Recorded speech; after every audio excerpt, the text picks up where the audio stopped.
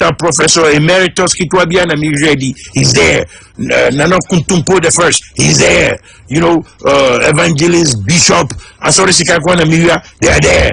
You know, they don't do nothing for you. We have no water, we have no light. Look, a small road they're building, they can't do it. From Accra to Kumasi should be a 4-lane highway. And I'll build it, because I know how to build it. For all the latest news, sports, politics, entertainment, health, traffic, weather, and more, listen to Unity Morning with Opo National, the only morning show you need. Now.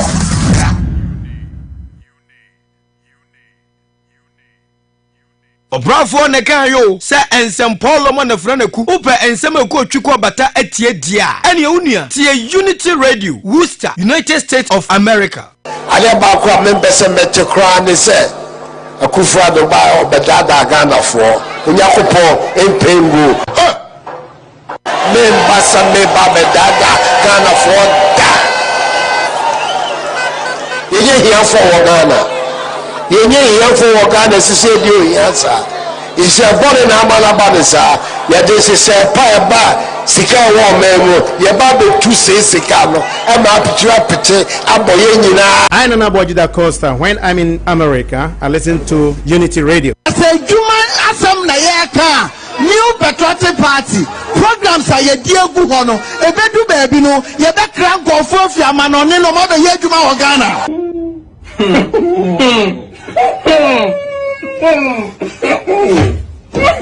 Masa enya ohun boga ya ohun Ghana sanse kuntu hwa na chia na eko afisem hu hia papa ampa watena bro kirache de na eko so wunchi agira watie Unity Radio dia nka sanse timen ada edamframa mi seyo Unity Radio killer bia dadin. Honorable Chair, Majority Leader.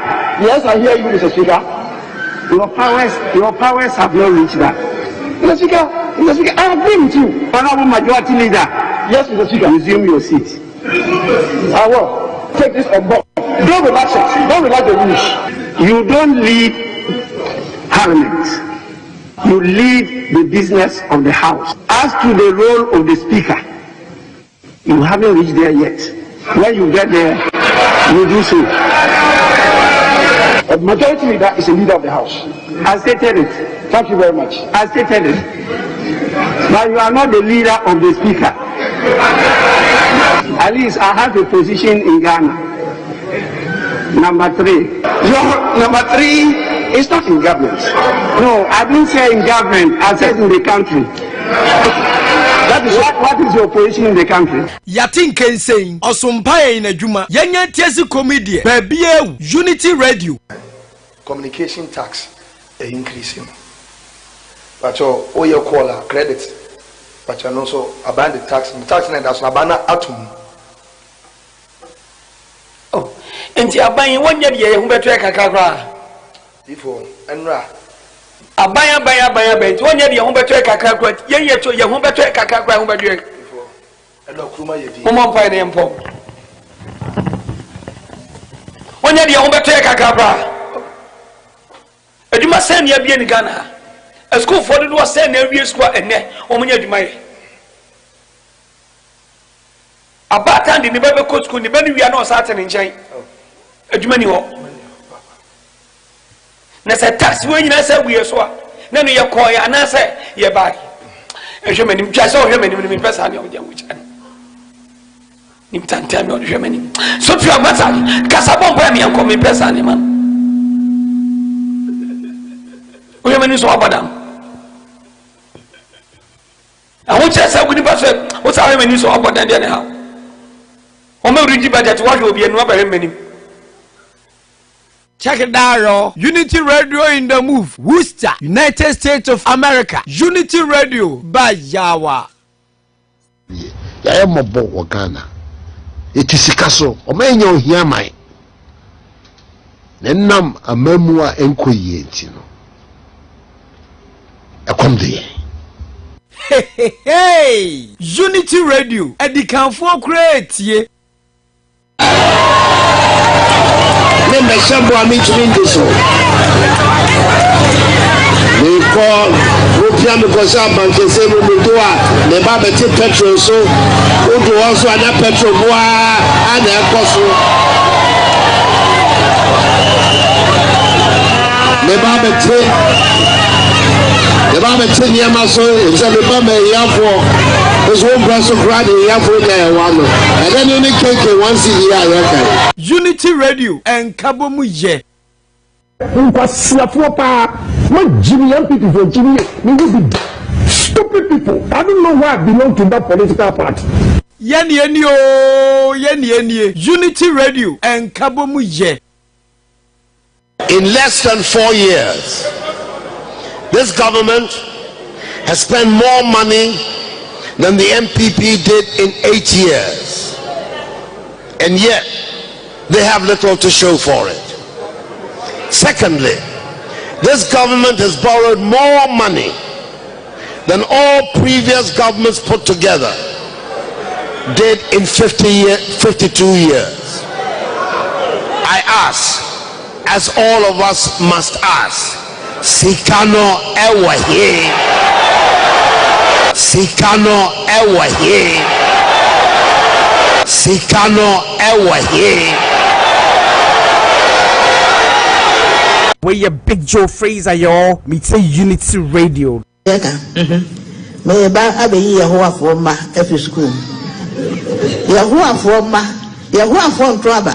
There's your man at this school feeling in Apa. Yeah, ma, one casasu na ya by Juma, Wabra Yan Tuaba. And to me, and banner and free school mona diacano, my no free. I trust you, dear mono. I trust you, dear mono. Say, oh, my penifona, ya beg me, I'm saying you free. So, what I got trouble now, where you do some of one, me here free more and quite. Now we should be bold to criticize what you have a cassette of my North and Chiam Pamano because NDC for that man was going to be sure I thought you. I don't know what argument in your available. Why? The bank and you generally, Mama history. NDC, why no much issue from Ashanti region to a presidential candidate and now vice presidential candidate? I didn't think I'm there. If you have more casa and a more argument, and a way of knocking us, and a way a funky, and a way of king, and a way of crank. Rubbish. They don't have the party. Anybody who is competent that can lead the party, irrespective of where you come from, who will vote for you. Non-MC. And this is what we have to look at the area that didn't go. They also choose either Northern or Botelian. Either Northern or Botelian. I don't think anyone that's over their party, the NDC party or Northerners or Botelian. Namukuha the Muankasa and a Mutagamo. That Lumba and ye, a Shamiba America, USA, Minya Baby and TSA Unity Radio. Why, Deputy Minister? What's our minister? What's our vice? Vice never a president. We are so called president. And son, I was say, yes, I'm a true swabber. As I'm a president. The white and will be already president again. Be Africa from a pencil. Will be to me road yet. Could be a different road yet. After the last time I candidate, what a pass I didn't mean I had to go. What a pair portion, I made my way, I will pay wherever I candidate. But it, I didn't buy it. Where Big Joe Fraser, y'all, me say Unity Radio. Now, in all the figures that were mentioned as the valid road cast and all those things, you were saying if the figures were correct, and that there were inconsistencies in the figures, I want to ask you, now, in your own calculation, what were the total valid votes cast in the presidential elections on 7 December 2020? In your own calculations.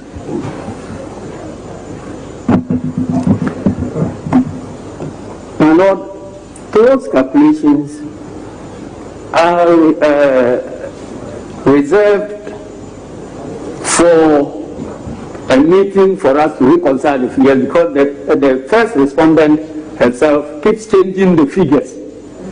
And so it says, when you bring your, excuse me, let's look at here, help the court. You see, when you started giving evidence, you said you had all the representatives across the 275 constituencies. You said you put agents to use the, yes, and they were to, coordinate the figures. You said it. Then he's asking you that from that, what figure did you get? You. My Lord, I haven't brought that figure to court. Okay. Then, from your own calculations, what were the valid votes cast in favor of the petitioner? To your knowledge? My Lord, when we discovered this discrepancy, it was difficult to even know which figures are. You don't know. You just answer. You don't know. I don't have them here. Okay. Then the last one. What figures from your own calculations did a certain respondent get as the total valid votes cast in his favor? My Lord, I don't have those figures here. Thank you. That's all. Unity Radio, Edikanfo create ye. We ya bobo se wawe obi gina TV3 so waka kire nipa na wo se una TV company mfo no kodwan mahama wako ka kire nsa aban ye de kom ne abufuo na to ye so we na bi ka ko gina TV3 kan se ko mahama na ka kire nsa de kom ne abufuo ele to ye na asa ko na do so ka kire nsa te kom ne abufuo so no so ba no anya de kom ne abufuo be sa to ji kan kan kire na do so ba na so wan we ne ye kom ne abufuo no ye de pam mahama no embi de pam.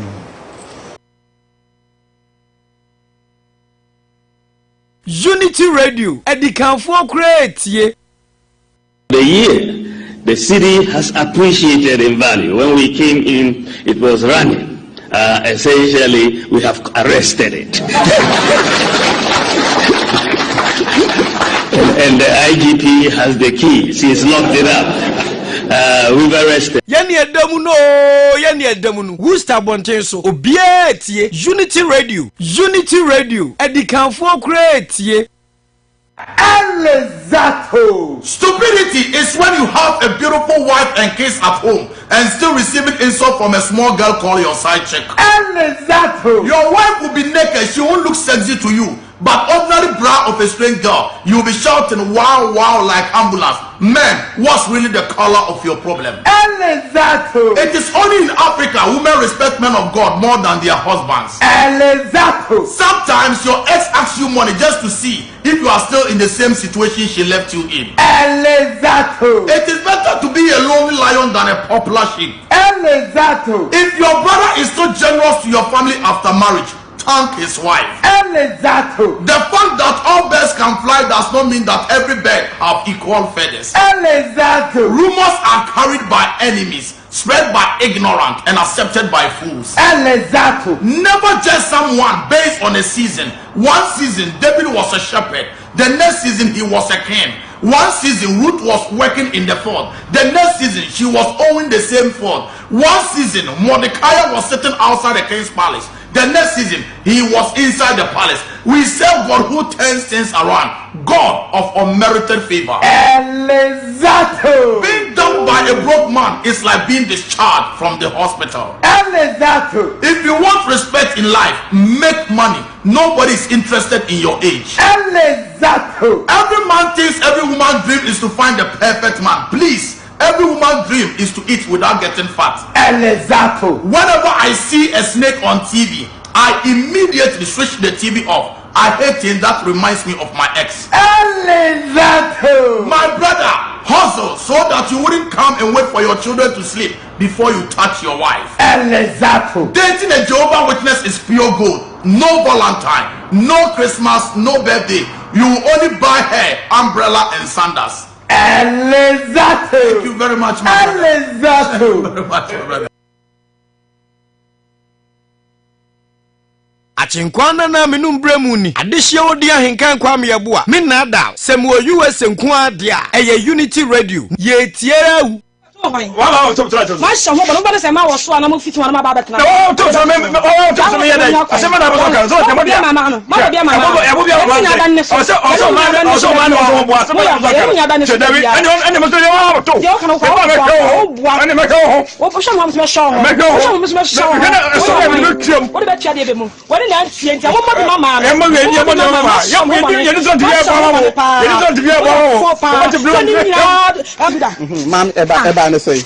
Me kwa toilet ne so bla ye toilet bia ne kurom ha sei ana me se me kwa toilet ne so me dua na blaze su ne ba bia me koto pa ho no so ba kan wa ne ye adan sa toilet da bia ne me ma koto so na ba ma su ni mo ma toilet kurom ka sei kurom ka ka nyina toilet ene e fan ya wo hoyi e ma ne me nyina ne toilet ba ko so me koto ya na so ba koto me nchen adan nchen na yesa e ta me ne ko sa toilet ko no dia je se me ko toilet so me so afo so de me eba sa me so menya dai o so me so tranche na me so mennie na me ko tonje ono nu afu sa adana ma ba toilet so na me so menya dai me ba so toilet so ba ko pe mi nyina mi ningum ho mi tumi ningum sa o ko to so ba no esinchen so ko te sa brim pia so ani nese eduru bebe e me ma no mo hyeda e na mo hu se ma na kwa na mo koso bia na dabi ebu ha o enza toilet bia e careful du bu careful na o ba ni so na to o so toilet de Obi a toilet de wo de na wa de koso na yesen toilet na do toilet de me kwa ne ya ya careful toilet de ye sibia ye bu de careful ni atare nchen sei ndu bu careful na oba na sisi we na so mo kre mba na ha mo e ma na ha ye what is your toilet so ye ba ko pe e fa ni nkwankwa ne o ba ko no oba si so no me si so what is ndi toilet de enyu mo nkwa de enyina enyu mo nya ni abom comme nous besie abana ntima besi bia ma enu manisa who say man no day man day ankasa unity radio yabane yaba ba yawa sungovodia menadao yedigana bepiemu abrochire upensem a ekoso afisem a upensem a ekoso Ghana ene onua bebia obetia ne unity radio yekuram se twe ane ye kanya yemwa se pimpim de he ase kyeresen mumusu da ya ehyenitirim mumutirim asem unity radio nkoa ne enim unity radio ya gibe bia boso ana da ho no empanfo se enipa da sane hu donti ana boa kama di na chikwa abeso na nyansanfuo se yensem pa na apese wutie dia ene e wusta bonte so ha onua ya sanse unity radio ho ana nsem no hwegu ebehuru bebre ebehim bebre amanfo be tonton sansan nanso menka na da upe asanim kiremu dia eno ani unity radio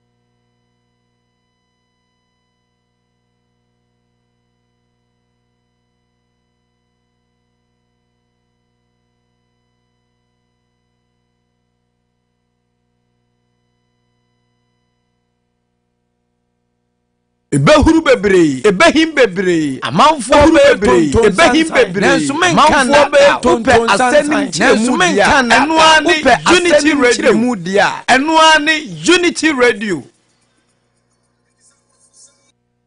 Secondly, this government has borrowed more money than all previous governments put together did in 52 years. I ask, as all of us must ask, Sikano Ewahi, Sikano Ewahi, Sikano Ewahi. Kalu akwa babom ti say Sikano we hen. Sikano we hen. Sikano. Nanando say Mahama Bobusia Chaban bia put together before he came into office. Nti as I say bizan say Sikano we hen. Nti mi bisa ono pay. Sikano we hen. Ah, me be Sikano kudu. Sikano we hen. Kalu sa Sikano we hen. Me be o. Kalu mesi Sikano we hen. Una we accounting ti bisa Sika asema mo na esi bisa mo. Sikano we hen. Sa we account ana. Account there. Ozamika o finance background. Sikano wa hen. Anyway, yama tiefo nyina chimo mo akwa ba High Unity Radio 103.9. This is the way we choose to begin the show today. Kalusha Tenase. Bruno Kase na obeba be kan nsa, but yenten nka so far. Sanso na Paul Disoso. Ono de wa signal me Anopa say oni Kalusha ntoko no part 2 to onam kwan so obeba be kan nsa wa ha. Ba Kalu akwa ba Bibi aboko. Yakupa dum bia woko. Emra Champions League nyama ko say na ma. Oh, Musa, as I said no. Teams na me expect to say. What predictions ni na bam? Yeah. Until I say I'm chabet no. Ya na mo team me because it's me predictions na jawumpa me can. Na otia, wait me dey akọ my bet. No ko trade. Obo, is that what man for chachato? Otia say about football. I have a football. What you know, man for chat to no. I have a football with it. Okay, you say. Okay, sorry. Oh, we say, I'm sorry. Okay, sorry.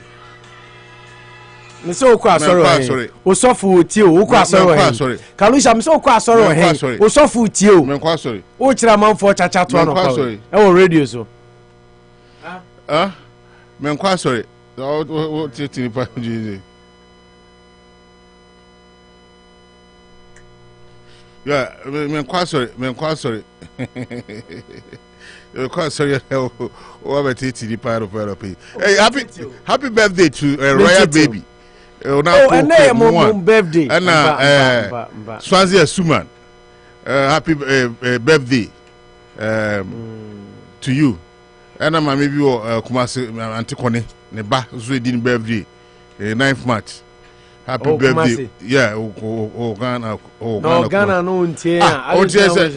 Ghana is trying for any bechemne e gossip for BNT. I will read over there. Kumasi fine. O say Kumasi be bia o bia yinu we bia is waso asio so watonso obokro so himfo obi abieti de bia obi obeti. Enti me say happy birthday no. Me wantia. Obi frefri aso ase. Yeah. Ekoma ya. Ena wan bi. Ena Gizo Sipetimpo. Ena ba ku bi nso so Obantama constituency. Yeah. Ono ko reference embo. Taxi driver na. Ana Gizo na. Ba ku kwa also pankro no ana taxi driver. Ti wa for de bi no huwa kuma sinti. Me ka kuma sha asma. Eso dim na bi akra obi frefri adentemba. Adenta ena Sankara nso free na audition boss ebo so no free baby I was MPP headquarters one area on not ena Sankara so free audition ba na bosu ya Sankara free ash achimotachi ono yere achimotachi nyetesa no o free mirefi Sankara free akra but ni bro no mirefi bro no in short, no patches on Martin. But the neighbors have for a special day for Kalusha. What if you find change one person becan? Bamma Menka. Master dance so some friend dance to radio so. Let me when they obey you because a special day is okay. my paper ning na teaching because na your day and a special day for Ken Kalusha, the one and only Ken in radio. Ken Kalusha bakupe and a birthday nti and yama Ken Kalusha awudapa nyamin shraw na ma nkwatenten wa ho fama wanyama community osum community ntuaka na nso wunya bradaji odo awo edema community no any talent nyame de ache wa pese wodi esom o minti nyame enhwe ni nyina ho na onya okese na wo shraw na ma onye odishie pa aha nti ene mame aba entokwa bi amuwo bi amu hold no mun seize fire Paul Disoso no eyineko Isaac Mensa me am for Isaac Mensa Isaac ene Ken Kalusha birthday master danso Isaac na efro fun master danso yesa ye no benya ntokwa o alright you are live on radio ada say now ene Kalusha birthday anasa unim awoni so my wishing a happy birthday, Kalusha, my lovely brother. Show headphone na masa danso kasa. Show headphone. The CEO of Danotu and a kasa show headphone. They just all kasa. Masa danso kasa na Kalusha ntie. Me say, what you phone so I don't see be on the phone so or you say my wishing no. Maka. Maka so we shime dada. Oh, and I can't tell now. Man, them not said your name to us. So me and be can wish you. That's about catching no buy na swording. Who's that swording? O buy who is na swording dada. Who's a bena da go biza. Where say make us o buy ira. O buy who is na swording dada. Edi ono na bi ne bako buffet. No man ga kwa ye show. Enu ntina na o se me mfra wonto so no. Say ne package ben na wo man. Because I know a special day. And a special day say man show. Okay. When you kasa dia me ho atom. When you kasa dia. Nti maza danso ya da se na amafo bisa say sisi ano sprinkler na omo ye wo ho no maintenance no omo wi ana. Omukusukura omo ye sisi akura omo wo. Sisi omo to me omo studio ha kura omo ba ha avele me uza kwa ne kind steps 1 2 3 4 into omo omo hanso. Omo ye nti ba omo there say entry na nkopem Monday dey na bibia ye okay na. You start full job. Nti ye na outside. Nti na me bisa say so bi pese or car problem na ye man na onye den. Omra oni dia omra ebe ukwa ebe for say ebe ya man because whether no emunye nyunu bebre ebe timi dey gina bonten ni ya man because they say cry wa bonten na ya man for cars man for samasa ba only say e dem ni ntimi nwura na sprinkler workshop ni inside ho na muntimi nwura workshop ni inside na ntimi nwura na bibia na obi ohia mo bia na omra na on dia on frame na ebe ukwa ebe for say ebe solve the problem man because you o ma Amisra ene adwuma no ya na wapontem why ene ye Kalusha day ti misra wa promise no wapontem nye se na nkrofo adwuma de hia no yesi wumfo dos na o ye dey wuye ni nyina Kalusha ye se mi bra kuma ti na de me show ana wo so na ni opebia de opebia no pebia engineer Kalusha de fomo meti mi de nafa ntina me bisa mu yen ko Kalusha de o ko hihya ne sa abo na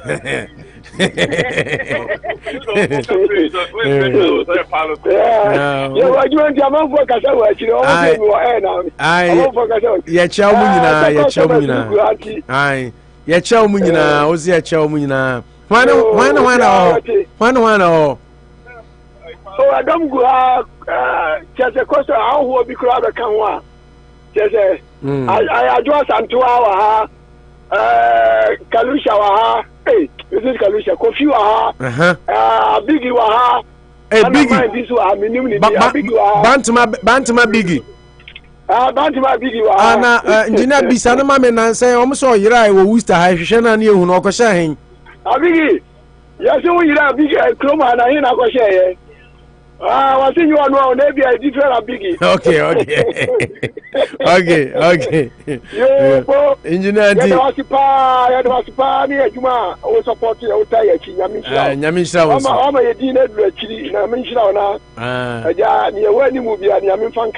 Amen. Ntiene Kalusha day. Tiene program ni dia. Ene de Kalusha kasa sorry free kunya we sisia. And he's the commander in chief. On your program now, and didn't be maybe a person who Isaac Mensa slash obo. Isaac Mensa Simming. Hey, now I didn't know my level. Hey, can Kalusha? Hey, I know my level. Kalusha, say what you did, Chloe Musa. Hey. Says a man for mobile castle crab, dim, go be that castle. Hey, no much me bow nickname grab me, I'm no tiff your hat. You are Kalu. Ah, we are level. Why? Now, that be coffee. Now, who's the level? Who the woman a level?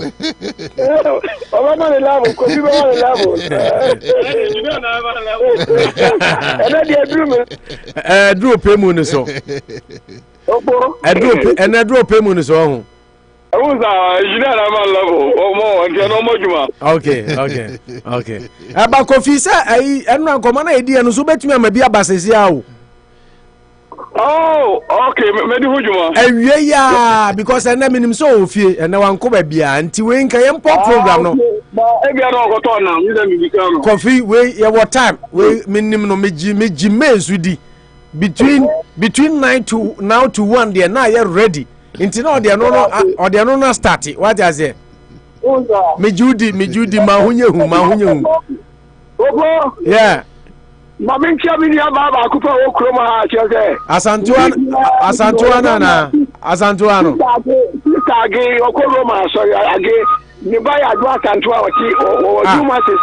Tobo.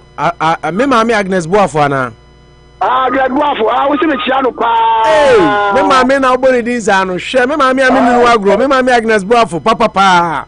Already a mini baba kupo kuma. Me mama. Sweet as Antoa. What's me channel? What's me channel? No. Ken Kalusha se fama giba no be channel no nim no. Yes, mama. Mami asantu ati say. Mami adomboko mpacho mo so e. Erade adom mpacho me mami ho te sen mami ni kan mi say no. Mami adom ne ho ye pa. Ai de erade ase. Na ena e King Kalusha birthday oso onimu Magnus Boafu tie pa nti o te say Magnus Boafu ba na o se bra no hwe.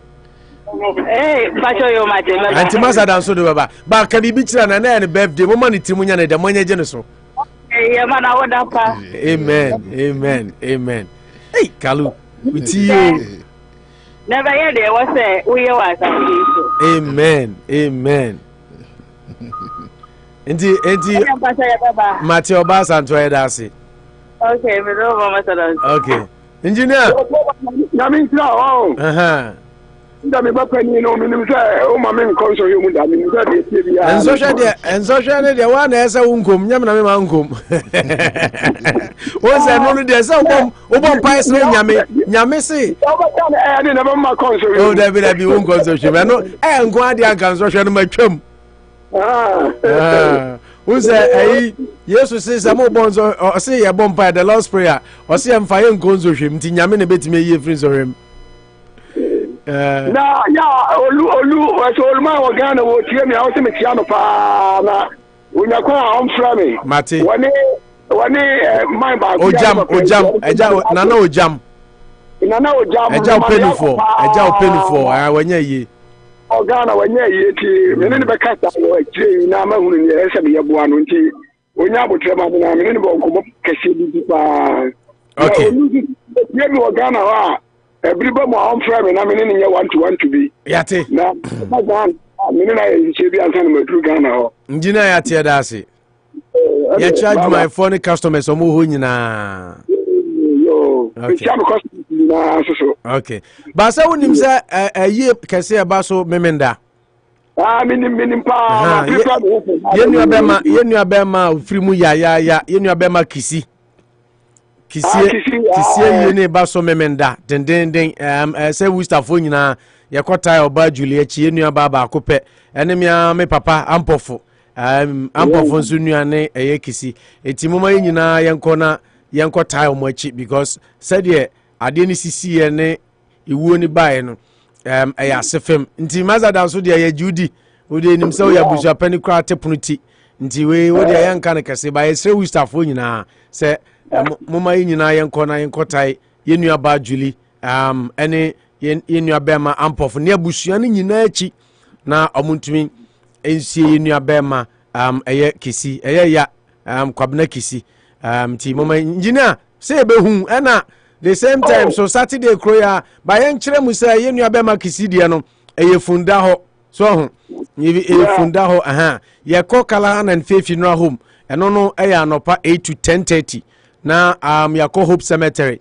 akɔpɛ no krabre Anopa no 10:30 to 11 no efi funeral home wa na yakɔ na afi anwumre said enyine no na yahye black and red 8 to 2 am na yakɔ Stafford Street 91 Stafford na ye de akɔ no yakɔ jano kwan kra te se final funeral right na kwesiara na yetumi akɔ aseda sorry iti Wustafo we de madawruma yenim se modie yetemso ane asori kro ye nyina ye dindan ye ho ya busua prekopɛ a obia dan obi mama yenkɔ na yenkɔta yenu aba Julia na ntiachi ono ne kunafo tie yi paso a wo we bese ene enuanom ne abusuafo ne adofo nyina yenkɔta o machi na yentumi enkra yenu abema yawo kisi achi na bibia so entumi enko fefefe enti engineer na onim se eno so da nchen a na nantwi so na otweda no ye memenda minim ni nyina me dia to me pal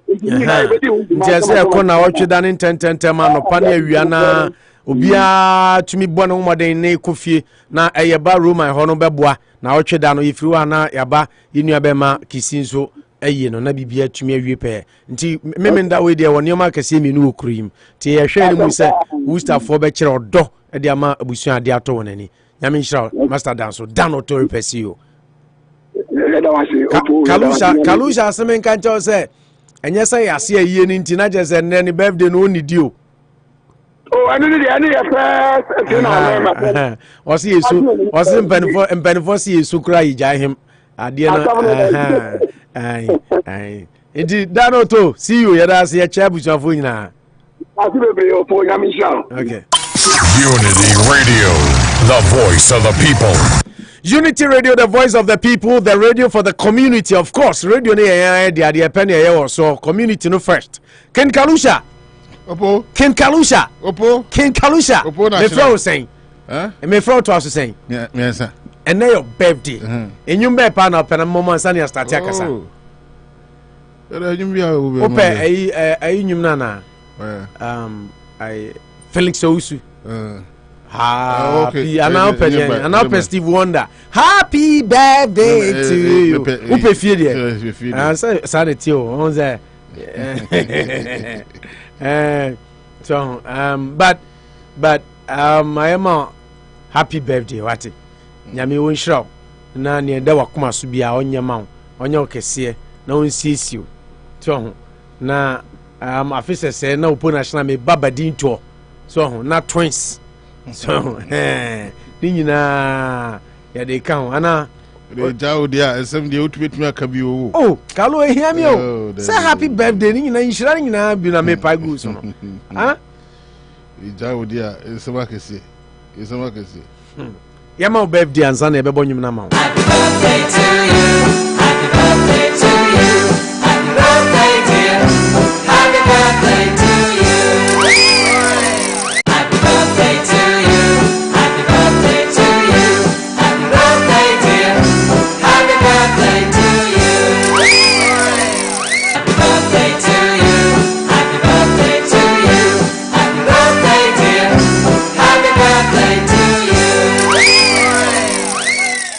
Okay, happy birthday to you, Ken Kalusha, king of radio, king of sports.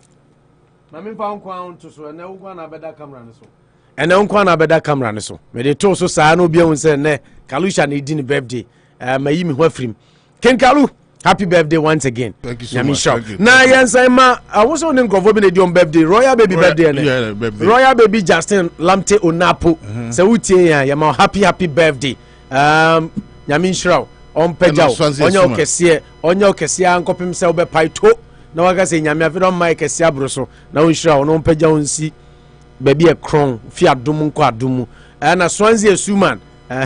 Swansea Suman. Bema ba mame ma also ene happy birthday Swansea nyame nhyira na ompagya no onya okese ne edam nyina mudi mo birthday ene mo akoma so bia no me mpai boni se odomfo a ono no bai ne nsema mobrohumfo oye onibie e de ma no ne edam akoma so bia sa okese ya ye dan nua ode dote anwini ye no onye emfama mo afiwe na nyense na ho ene nsankyere ne emfa nhyɛ ɔno ani din animonyam mama meti amen kɛseɛ mantio amen na royal mo nkra mo ntiem na mo nyina mo nka mo deɛ by Isaac Mensah say hey Kalu Isaac Mensah started the media no deɛ ɔse me promise so me kan kyerɛ sɛ promise so sɛ ɔkyena ɛnɛ ɔwɔ adwumam ɔkyena wobɛhu no ha live nti biribi a wɔma obiaa ɔde akɔhyɛ ɔkyena wo sɛ Isaac nso deɛ ne bosham feli or something can just you will see him tomorrow live in Khalid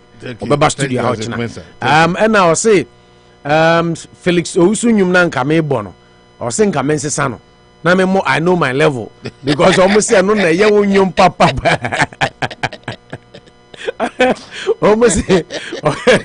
almost that be me mo I know my level because na ye wonyum pa I am ba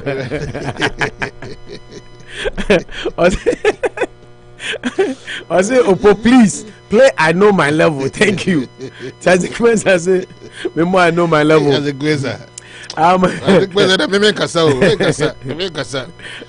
Was it my one and only king Kalusha? I will see you tomorrow, surely. Or the surely as I day. Mami Abba say, happy birthday to the king of sports, King Kalusha of Unity Radio. May the Lord show you a token for good in the land of the living. Happy birthday, King. More money. And what splash dollars no. Our Facebook message na say. Nana Kwame Kwansa. Unim no. Yeah. Nana Kwame Kwansa so say King Kalu. Accra. I'm for you. And I said Ghana. Radio no Ghana. I'm for Jaffa. Now this is a radio in Ghana. Ghana. And I mean namwa. So nim some. So I say, hey, Masa, now say yes, who did you buy a shimo? Sometime. Was it Masa? Who to a bridge say, who did you buy a ship? Now go for me, I'm friend, shows or move friend, almost I show with you. And I'm saying, now upon a shine or no, with him say, what try a boundary. It was here the bomb with him. And the church, I am for your sweet, and I'm so poor Ghana. And I'm saying, Ghana and Tia, I am my Tia. It's in an Kwame Kwansa say, Ken Kalusha. Happy birthday. So ma awoda papa. Thank you. Mami say messages ni bia aba no. Mami nkan. Kenkalu who did do? Birthday ni kama. Unza. Esanka manucho wa hane. Yeah. But unfortunately this week by Monday yeah. na manucho wa hanti. Nka manucho wa ha can say birthday ko befa ho ato anwensem. No. Oh yeah, me mama Alice Kwa say otie o say ma happy birthday. Nyame mfa wo nkwa ne bi nka ho. No ma onyini enye ni pakese pa ankopem so be pai. Na Isaac Mensah message anka send o say happy birthday and o di cake 1 2 3 4 5 6 7. Hey, kacha ampa wo ye Liverpool ni ntia wo significance. Ampa fe na matia say someone am share. Masa, open so ka sa me for life. Me from me the phone back on the phone. Me the phone back on the phone. Me from huh? Share your Ken Kalusha birthday and then message say pour in from left, south, east, west. No now they are finna obisa. There's unkwani ho Jerusalem. I'm me from studio line. And I first studio line so. Yeah, and Isaac Mensah the cake maku 7. The mouth. And I say my man you said Yeah, say Casavi, you can't Man United. How the Man United the mouse. So the Man United are had no mouse. It is already cake and so. They say you Liverpool for somebody doing so small. We shall not know careful. We mention so. They say time cry. Man United. Be take comes the vaca no part na 727. No my United 27. Kwame se vaca le gaza. No flow dia kai. Obi na say what you take grove way. Na wa hu me sende ma Nash ma me hwese me hu ha match onim za Manchester United e bone yeah Europa League yes omoni Real Betis na Ghana Billboard so omom yi match ni Giska no sorry penny so be ma happy birthday ojo call nacho na Ghana omom yi matches no so there will be obi be ka say me making up to me bi o phone so me the better camera no hwe o match ni saying what the wajine kan una your birthday nti there 7 up versus Real Betis 7 up versus Real Betis the Manchester there Ghana and obi the be man of pay ma srisa what the man fan camera na e bi obi be ka say me sre Manchester United so anyway what the obi a won be 7 up versus Manchester versus Real Betis the Manchester United bomb match say no mo chro omo yi matches wo Ghana Giska no we yes I better the Manchester for I'm not for baby we dey obi anhwe bi o say camera na eni edum na me say am ba cho eni we dey won hwe 7 up versus Real Betis nti obi anhwe bi eza am for be ka say no pokura wa sheda na o sri Manchester for eni haluso yeah 7 up versus Man United. Didn't he say that? I saw a pen Kofi Aje so bibi catch. I saw a pen abom to say. Yes, I do mo na mo so e. Erade adumenti o. Opo the nyamia say o dey up back kwaka. In the King of Sports Kalusha papa evio.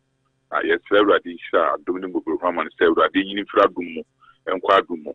Afi se bra na Liverpool no mo nche 7. E mo no mo yen 14. Agam e man you for. Iti Awurade ennom no wo hira no na ne timu po bia wabo bia Awurade mane mremo dice no mremo na enye hira ene nkoso yesre ahodren nkwa ahodren ne nkwa wo mu amakalusha se na dwuma pa onkoso na King of Sports de nyame dia dom no ono nkwa kan hya anye pesamenkuminya no yi na di na da bia da wutimi giram suno to away mu awia na na kalusha giramu na odi ne ma ho doti na wosumo men Kalusha yami hwe adwuma paso no nhyiraw na yema wa afinhia pa yami enkoso enhyiraw opo eno na me frek in Kalusha King of Sports na mamba na paso ana mama na wama bruni beka se goosebumps egumi ma ye manane wama wosen egumi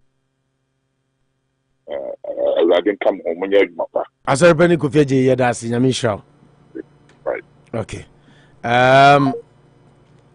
Unity Radio asorpenia ma the way we see mama like as a ma bottom ma jojo words now pouring out no very strong words, very powerful wishes. And you know when he talks about say talent and yamedi chawa fancy Kalusha tie nkobetumi akobo adwuma anopa hours meboa no de agiska so community no ho donti ene de nyame de che no oye radio free Ghana te say nyina menene ne manucho nyina buy o se dabi no wo New York kra me kai time me wo where the fm anana me start here and as na me no me do two lines so from where I think it was where the fm nzana me call rock kra nzana ye buy unity and tiache and then you know anytime Kalusha no wo New York no crop pass it through bia he will make sure he will avail himself because maybe be di wife in kwine bi now wo New York no best right okay baba could be near day you know he's I'm say I check akra I check akra I'm about program bi yes that time now a Yankee boy two bad program no na Worcester here then as no we there me comedian I saw them moku ayen kwan no ayen kate kwan no comedian ti Kalu nyame show asorpani aka nyina me pese me ka hwebim I think I said the little that I have and asorpani adi insurance ma be good so nyame show na ne da wakoma so bia onhwe na onyema isan say u deserve say nyame yema enti nyame show amen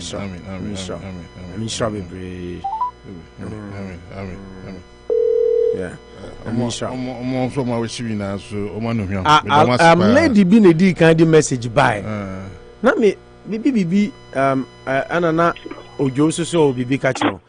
Maza abom design. Ayo, boy. Masa down so na masa friend. Ojo na fresh up so we chicken Kalusha but me am fa na me friend masa fro. Oh, adi. My friend. Masako from Master Dance. And the Master Dance with G fans ni na. Master Jai fancy kakrampo ne mfai. Ba Kalunya min shop. And anya sports crown to also straight to politics you deserve it because enye easy, you know. You go through patchy moment, but in spite of all that, you put everything aside and come and serve the American ade anyame de chain ye obi a talent unique a nyame de man nti se nyame de talent man so de man se fa sum nipa nti se wo de talent ne ye adwuma na se wamfa wo de sum nipa ehun hyiraba abiri bia ehun hyira ye den eba there is no way se ehun hyira no beira nti ojo so obi bi ka kire wa wo nipa ojo so ya another person the promises me say sacred because sacred dey use man go bon but your promises and your own feeling ojo King Kalu we dey opomisiano be jafo nyina ya jo so nya be ma ba answer na how they wish ni we answer na say unam they wish ni we and this ade bi akoso ha me kan ahode a they be wish no kra is it Kalusha even boss Matthias here eja ene da ke se wa me boss nti ye se nya mi shira mano na ade bia na da na kuma su bia nya me nya mano na nya me mani fie bebe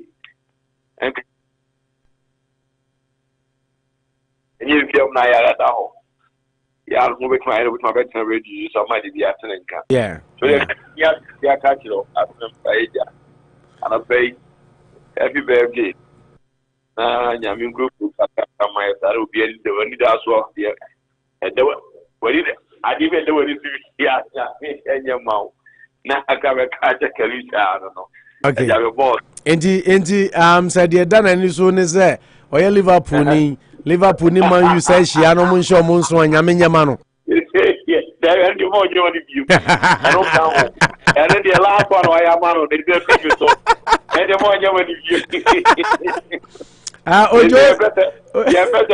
view Ojo Isaac Mensah for some reason I will say Kalusha happy birthday on Facebook. I'm on a beautiful message and birthday wishes.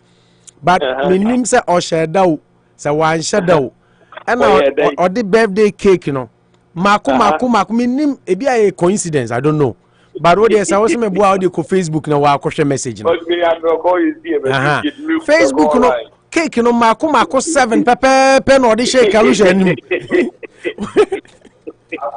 What the cake mako 7. I me won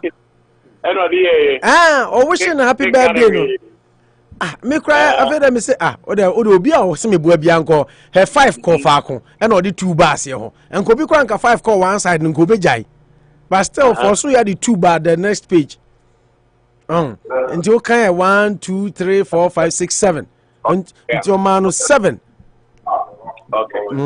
Until sana kwa until say ebi a wo share Isaac man. As a man say about 4 ni dey nam guja so.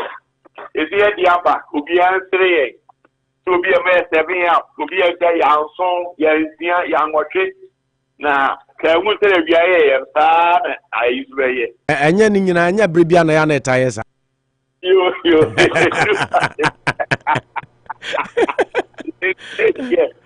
just for no aye nyame abobo di kunyim na mpa ya menua wo ka kire me se wo cheda ya konchene de memedi aye hunti na nyame aye me se ya so meye na binu de no befa you don't for boy jamu Musai, young carry, we are befa. Yo. When you have to follow one of the family, oh, that is we carry. I thought that so it me turn our child. Now we have a Bible swimming. Dinner time behind the tires, every yeah. But answer ojo ansa na abekono ene me de chere obia on Facebook because sometimes I didn't go have me ya me na fofo no dodo na ye United fans ya no mususu se bia me sere omo odum kukumpo na fo be odum kukumpo na so wo ye minua kwa me kese so we do na one na uhuru be sa if you na o chi de bia so na cha me yanso because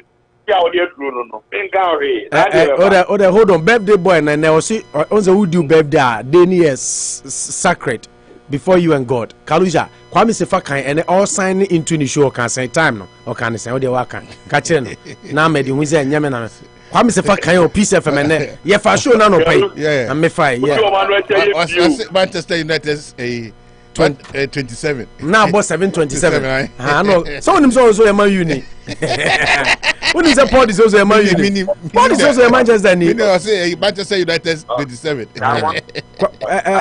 Ahmed Otie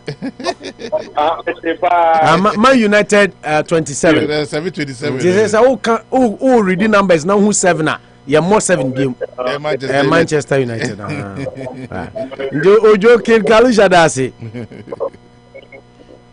Ojo. Okay, let me go for it. Ojo. Kaluda se ma enja na to ade o yeso. Yo, ma ti keru na ti bi be keru. E je se we boss mi nkata. Ite mi sa chere nu. Mi shawa. Mi sha chere mi so ite mi chere ba ku eja makma no atu. Okay, okay, Isaac Mensah say, Opo, please, my Ken Kalusha deserves 7 cakes. Until a purposeful, she done all the case 7 buy. Until any coincidence. I say, was Kalusha deserves 7 cakes, you know, pepe. Until you Kafra, which Isaac Mensah, Mr. Renan and Uncle. Oh, make about 4 Jasso. It is a media now, but Mother Monka will be a roommate. I'm also one year back. Yeah, they buy ya last week. Who frame me? I see team be a relegation radios, and I've heard already. Yo, yate. Yeah, they ain't kasa. Femodin. I don't just a monko. I know they are boko. Messi Femodin. Now, it be more kasa. I reset it to factory default. And the other trend the because rubber. Na you actually near the one dance here. Nyao na Ken Kalunso das ye chebusuafo nyina. Yeah, she will be here. I'm sure no busuafo ne abejafo nyina ntino. Yeah, that's it. Okay. Paul is also abedru fia. Paul Akwaba. Ye nua. Bruno Mahunsa was sending me message. Enra after show of frame so beba but when see I was frame na me say how texting me message say unfortunately on to me ba enti ya mama Jedi say Bruno Osro me Louis Osro me no Louis there wanka so beba Louis there me nim say on to me ba okay enti Louis take Louis out would say the enra ye ni be na was abe no ya ma free na do ma so me catch you say chairman Louis onu ko ba no onu kwapo omunyomu sro me I am challenging the MPP in Worcester. I'm challenging the MPP party in Worcester. Can you give me one reason? Because they have no facts. They know that their government has performed abysmally. Yeah, what they and they know. And then Kalusha birthday, Madumo Mike. Who buy wish Kalusha and then Kalusha birthday. So now me wish Kalusha, King Kalu, happy birthday to you. Now maybe now I was a little bit surprised. Now I hear me say, me tie another radio station, and I me say, hey. We start me your pa opo and our co-partner in crime. Kwame Kese. We start me your pa utumi pompa me tisa na pompa e bin pa no e kamakoma na e tse me start kwaso because of unti in pa boy e tse me tumi pompa e na me pa na se pompa e na makalisa me fa kwan so ave shaking Kalu. Yeah. Happy birthday nyame nshraw on tra watabem on bi kwan ma wakoma so ade nyina mbem afisi sebre na ye ba be ye wo adore na I'm telling you and we here twins na ye ba twins this is the good wisher me we say minua Kalu Anopa yeah that's Saturday you Worcester I saw baby what did I make her Saturday, unfortunately. Yeah, I heard it. I know it. Unfortunately, Saturday, I have an engagement in New York. I'll be in New York. Because we a big person. I the state of Massachusetts. Me a big person, Pacho. You are the secretary of a whole party. Pacho, you sat in the film. So Louis no more abim. No more cash. By no, in short, no, they own so about the Mammy Kunina, the afternoon, no tea, my Jones about the Akuman. After the program. They say Louis ne Bruno. Omuno abemu. Omuno cash no. Oh, not just a more catcher, say. See who can find one, not just a mobile bemo and a mudiscano. Yeah, Bible na discano. Sabin, omu so corrupt to a level say. Omu so corrupt to a level say. Scano omu check our mumu no mudi. Until Louis ne Bruno omu no muchi scanidi. By me, kakre bia ye won. Ye opposition kwampo ye wa body. Maybe nearby Kalusho nearby, but Obi o star nearby bia kwa ko bonso. Tin somebody am fire by mo. Okay. Okay, Unity Radio 103.9 Anopa Bosuo Sinebusia. Kalu yam fa onyum no nko akire kakra. Ana mo nisi a. Opa de I know my level no. As a class anyum no bi sama no mbe. Shatter. Felix Owusu. Happy birthday no. Hey, now Ujane enyuma ayasha da bisama Ujane. Okay, o de my embo nyumwe ma ansani atoa so ene Kalusha birthday abusuafo ye bo nyumwe di amane se onyame nhira no ene Kalusha birthday abusuafo ye bo nyumwe di amane se onyame nhira no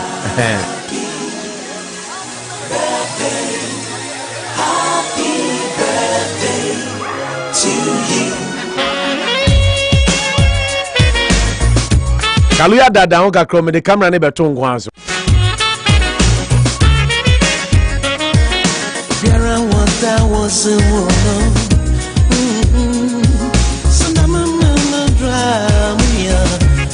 Nyame mra na du ken Kalu jiwani.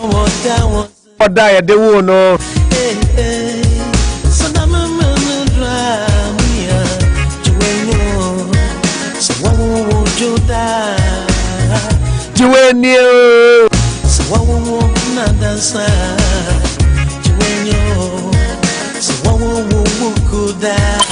Unity Radio, the voice of the people.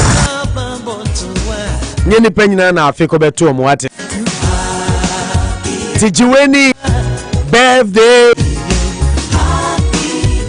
Happy birthday to the king of radio, king of sports, King Kalusha, indefatigable, the one and only king of sports.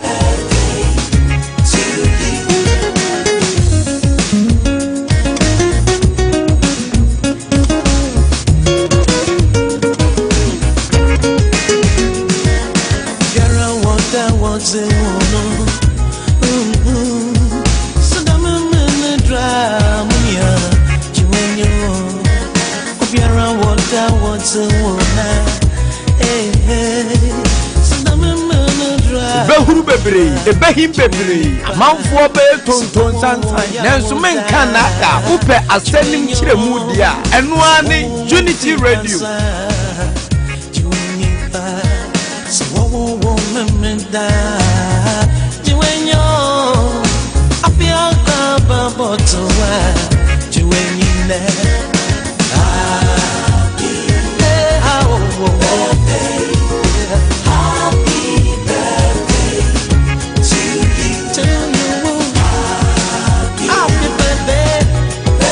Celebration. Happy birthday to you. Enjoy yourself, enjoy your day. Happy birthday to you. Enjoy yourself, enjoy your day. Enjoy yourself, enjoy your day, King Kalusha. Happy birthday to you. Birthday comes once in a year. Today is very special to you, and of course, we are making it special indeed, and as such. And all your morals bring you happiness on your special day. And to you, Royal Baby Justin Lamte Onapo. Not forgetting you, Swansea and Suman. You guys are all celebrating your birthdays today, of course, together alongside the king of radio, king of sports, King Kalusha. We say happy birthday to you all. Enjoy your day to the very max. King Kalu, Sadi Akoye, ye be we are I know my level not to asama. Ye be put you na. No my boy no because the mention your mama. Obeka say as oh. And na confuse say o nickname ya I know my level. There say sanyu no. Shatter. You be shatter movement in later. Anyway, your time no ko 90 you get straight into action. But then fast that Emma nyumeko mutai echi kesiye pa yemfa da kesiye Emma Faith African Market and our Faith Marketplace 196 Lincoln Street Oba Julie Papa bi Juliet ahofefo ene chairman Kontonchi chairman Kujo ye chairman na no pay me see akofa nyoma na free asantimamu menkramamu aigbemamu be bia Ghana nyoma obi a chairman Kujo na akoye ne container dia ba nyoma na buso brabeto nyoma fresh Our Faith Marketplace and as a Faith Africa Market 196 Lincoln Street. Now be huyen. Say we be a pain, how pain. She said Dr. Kwabi Chirkwan. See I know dear Dr. Kwabi Boajuma or started Juma 2005. It's been 18 years. Washa man for mo isen komko surgery. Nyame nam ne so ama omu nyina nya hoto. Any form of pains as a bro won nine we chibremu we chikase ukoto dwe bibia me bajo Shisha Dr. Kwabi Chirkwan na omwa Kwabi ebesiesio ama bibia so atumi akonkan ede ama obo adwuma yie pa enti eno no nkasa na onhwe ama bibia nso etumi enkonkan ma frɛ no 774 386 5640 774 386 5640 ana akɔ 371 Pleasant Street ni so a obehu no na ono so atumi aboa ma bibia atumi akonkan ede ama yemfa seda piesie die mo den kese pa so emfa ema Kwaku Shoes ene Anochi Krum restaurant sa opa aduane ede edidi a na Anochi Krum restaurant obo adwuma yie pa penny so atiase shoes bra 2 Co Square be pick up aduane be didi ho ana akọ 687 Millbury Street baby abeko bia no betumi enya aduane edi na bibia so tumi akonka ba oseme kan say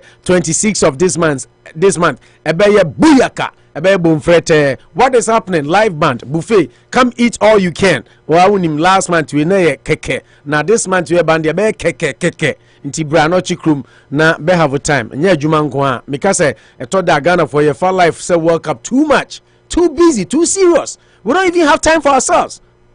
Oh, on chebao. And then my so don't just pass through. Live a life. Enjoy your life. Adeng.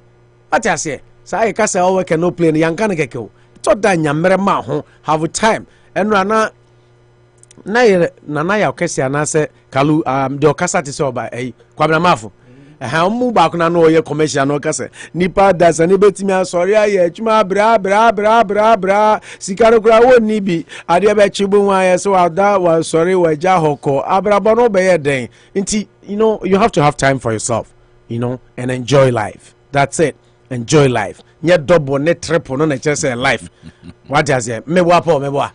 Double net triple. You nya time kra 30 minutes. Obi okro nya time mpo maneba. Cause for free no kwa.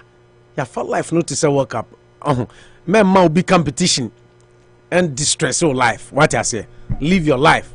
Live a life. Don't just pass through. It's the Anochi Krum ending of this month 26 live band. Last month it was marvelous. They share penimfo pa no musa live bandi. Life di anu no waju ani kakra. Yesu the first only Yesu the first nsancheni oye no hen. Place of enjoyment. I frase me boa. Na me bisa question no. Oni me commercial na bisa question. Oni kwa me kese mo be kwa na. I'll be there. I was there. I did be chimajo. Only come and the senior mayor of Worcester. Besame. Unim do mayor of Worcester. Me see me them me see only no. Me ne kwa me imu bi anye mayor. Mayor Joe Petty ne. Meaning Joe Petty ne at me catch of say in the Ghana community. Yeah, mayor. Yeah, ordinary servant to the community. Yeah, community ni na ye na from pa. Yeah, some community no. Ave minimum to come senior. Say una ye senior. Nobody senior. Make another make asama me ni kwa me. Ye nyina obi anye mayor, obi anye senior. Yeah, servant to the community. Obi amitia no. Utio. Now can you now better who has a massa. Okay. Onuko Johnny on to me Casama MPP. Onuko Johnny on Casa Kwame Century. Kwame MPP ni. Or Century. And Metrama in Ditubi. My Dumo Mike. Kwame Century. Kwame is a journalist I know from Ghana. Meaning na judgment. There be my Dumo Mike. I won't let you indict my brother. Medumu ne o kasagu there all can be a ma intijaka. Oh, your mic is off. Oh tata ni pa o haje. Okay, enti anochi krom na bra bedidi na bibia so ntimi konkan. Anochi krom ebodjuma atayechi na bibia so etumi ekoso na yemfa seda kese so ema adwumaku. Oh, ma menya announcement we ansa na me refi mpamo achew.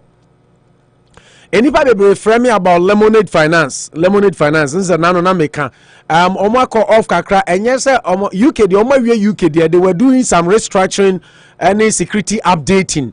Now in fact almost started at the normal say about 2 or 3 days work omo we no say no say bigger than they imagined and they expected inti now some we are country by country. Lemonade started with UK ntomo di kan ye UK dia no ma we UK nti omo se UK dia app ye adwuma nti omo ye US nti enche kra US be wie nti se wo call Lemonade app no so na untumi log in a me ba chewa ma wo ye mu hyehye ma for frame e ma me cheche mu chomba. Let me also take this opportunity to say it on the radio so that obi abehu say omo ye updating se anu akra transfer money app ba ku bia me pese me bo mu din omo frame se omo so pese me commercial mo ba omo so omo system no omo kra de omo se scammers attack omo serious enu nti na Lemonade dia no wo sign up na ye din no na amanfo ntiase e na Lemonade signing up near cumbersome complicated so wa anye sa se no scammers no omo ye sophisticated into umbe system go for me to be more because of commercial purpose because I ran the apathy about my phone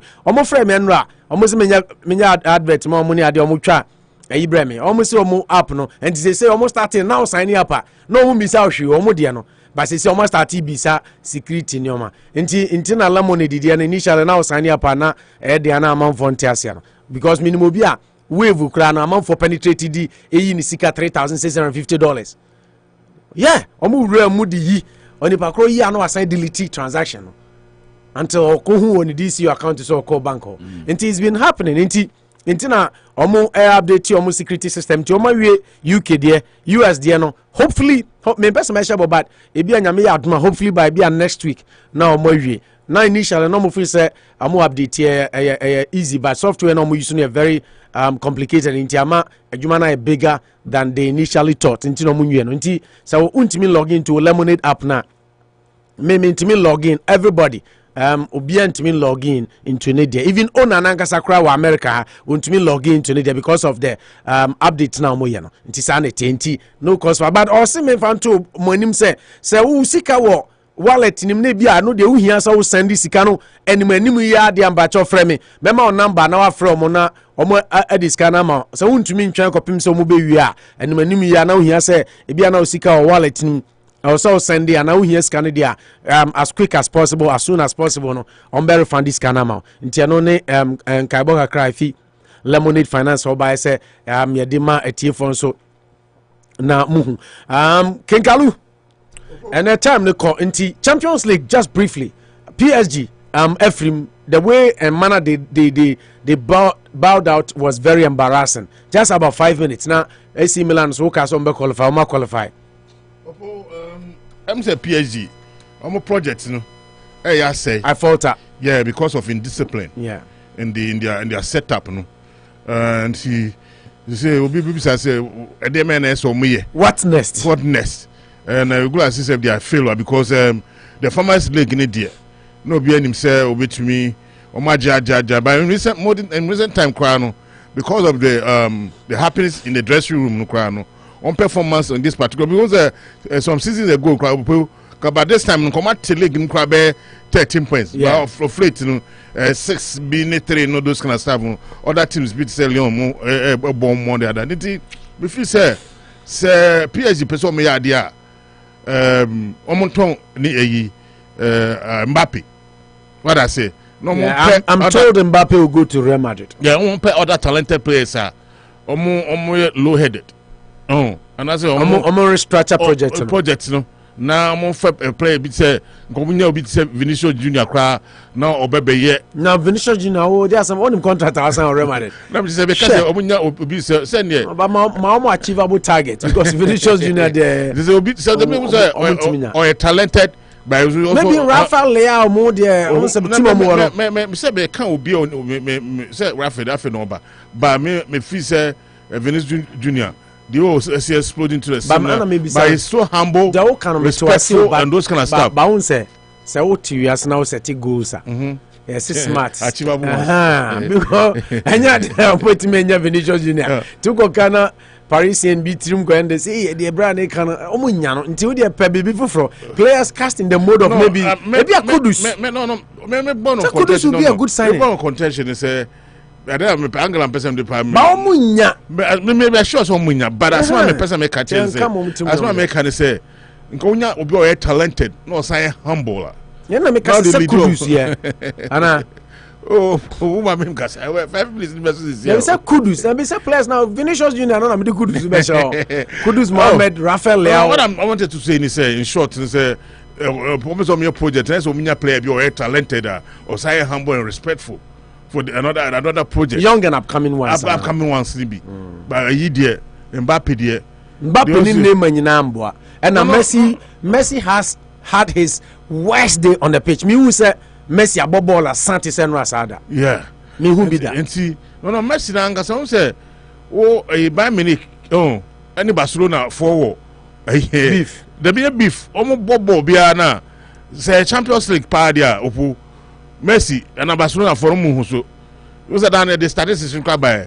And Messi Okoche PSG Jesse Okoche Barcelona Jesse. Oh, she buy in there. The same. Okay. Until almost started, but congratulations to Bayern Munich. Yeah, they made it look easy. Fantastic. But me na make minute my bad I can say a mistake or yeah no. Marco Verratti. Yeah. But then Bono Lucia now I'm the creative first goal now you know. No prefer but John Cancelo, what is the problem with only by Munich? Oh, there was second ball no. Second goal no be onya born fee defense or yeah or the man second nabri a share second goal. I don't know why the season cry and they cry and almost start to say you know I'm so on the loan. I'm 77 million on Muntia. Loan day no amount pen those kind of no sir a more option to buy for 77. I'm so among converting into permanent deal.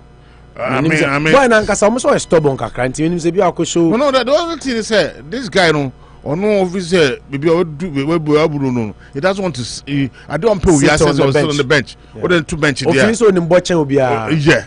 And I won't say or no born 2 now or born as a 2 or 6 and if you cry or 2 or do anymore. Finally AC Milan. Opo me can say AC Milan would use experience to beat Tottenham. In as much as Tottenham I call finals some time ago. Another Brazilian both were blasting Antonio Conte in the person of Richarlison. I mean Ocean performance. Yeah, performance you know I think this particular match I think was starting but I said on the court bench.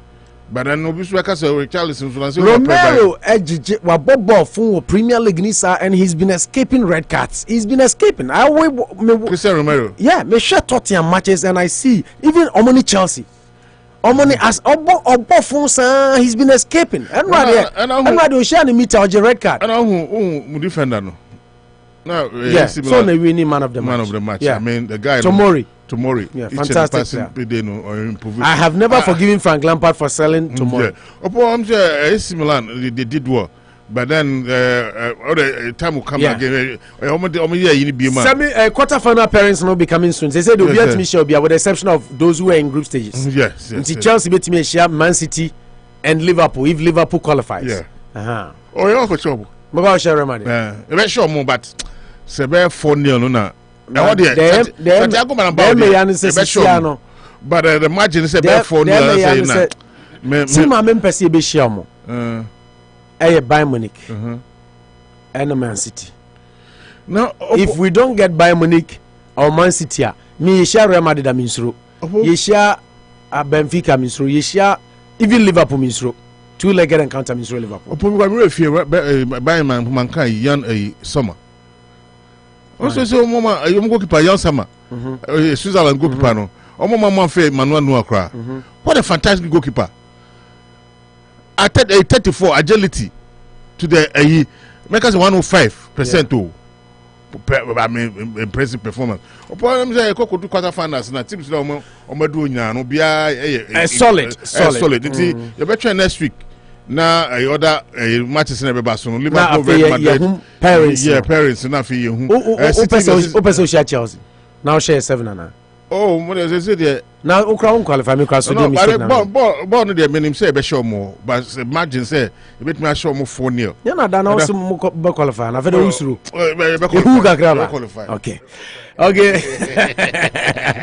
Unity Radio 103.9 Anopa Bosuo na buza emfa good on mission. Manchester 7 versus Real Betis. 7 versus Real Betis. No ball ni ball mo. Debi. O support team keke ono ni ball. Ono ampe no ni ball. Mane ball ampe na. Okay, buza emfa good on mission na go here and some PPF free am purely basically we will be looking at two issues and issues no soja ni na yikum no nsam apiepie ne shrage for krata mo dia ba bonten ene boy ne maame enso narration bi ode aba say kwan ne ba no fa so a wuye ne ba no tiem for help and nobody was there to help. There is also an article on Ghana Web. Ghana Web for a article to Ghana constitution no say on mine police for their inside outside a soldier for their into question amubisa say Ghana armed forces are they beyond the laws of Ghana? Omo bro Ghana mrane so ana ayasemo eno so yebisa na yabobo ho ene Anopa. But as I was getting ready to come on air and another beaten to death incident also came across, so I decided to merge it. Now I share from two angles. Ghana kwanya ye faso fam rasha yensem obi ye bonia ye kum no instant justice. Number one, then sisa. Number two, then ye beye etumi tu sa de na se na ye ma rule of law aye juma. Ye be share sa nyoma nyina man beaten to death for attempting to steal VIP bus ayokumase. Ama mo bono kuno na so ye rade nti ko fa bus no de akohen ko wia bus ko tu akọ na ye se Ghana nso na meni insentweni bia okọ na edi ngomo na o say Ghana what they do when they steal your car na ana Ghana nso nse nya te se krom ha cars no ye strictly registered VIN ni bibia ka ho nti omo ko Ghana no mtu car no de yeso mo de ko hye baabi no mo spray car no yes sa car no bibia chese car no bi kura hu se Paul diso car ne your car. Until the car could actually be stolen and be made somebody's property. And the person can find papers through connection to license the car.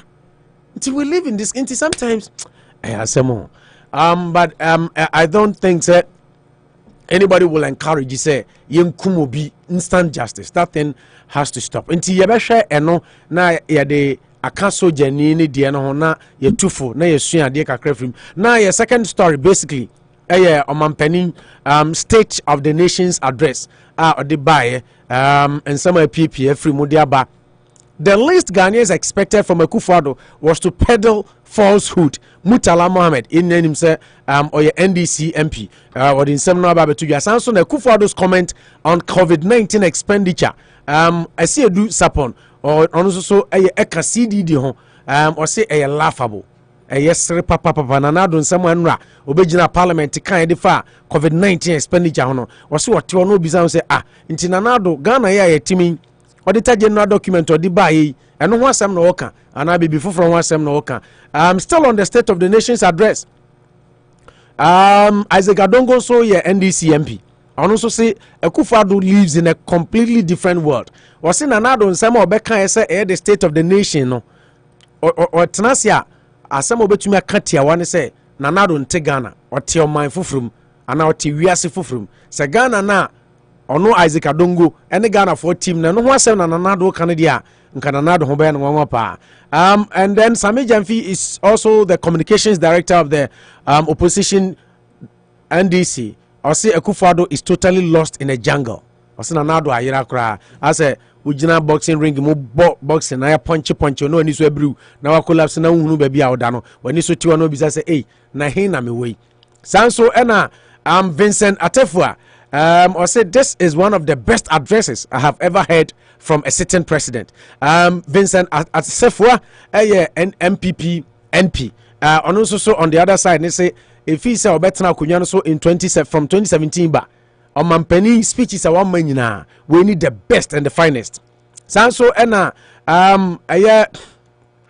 nkasa yenua ba ohima heti ne ho kani honorable AAA akwasi akwa ono so ya akim anamika na chimoda akimoda MP o say mo amu bisa na nado say wo so ya kwan chen mampani bi a monte ase no o say go for Akufo-Addo's Road album to clear all doubt o say monko Akufo-Addo aye Road album kwan ya waye wo Ghana nyina no wato ne bo ase aye ho album nti mo amu se monte ase no monko na monkoji album no na monhwe na mbo sampa na nado aye kwan chen obia said there all canon nti wenum ne nsamo a omo ye adwuma wa hanti eden be say what is a PPP bo mu amfa nchen said there kind of the entire building they are fixing the sprinkler system nti some of these things will be in and out nti say what pre bia say fire alarm bia bo amfa nchen sisi ana say ka say yembeza mo beti dia na agisi epon because they are still here working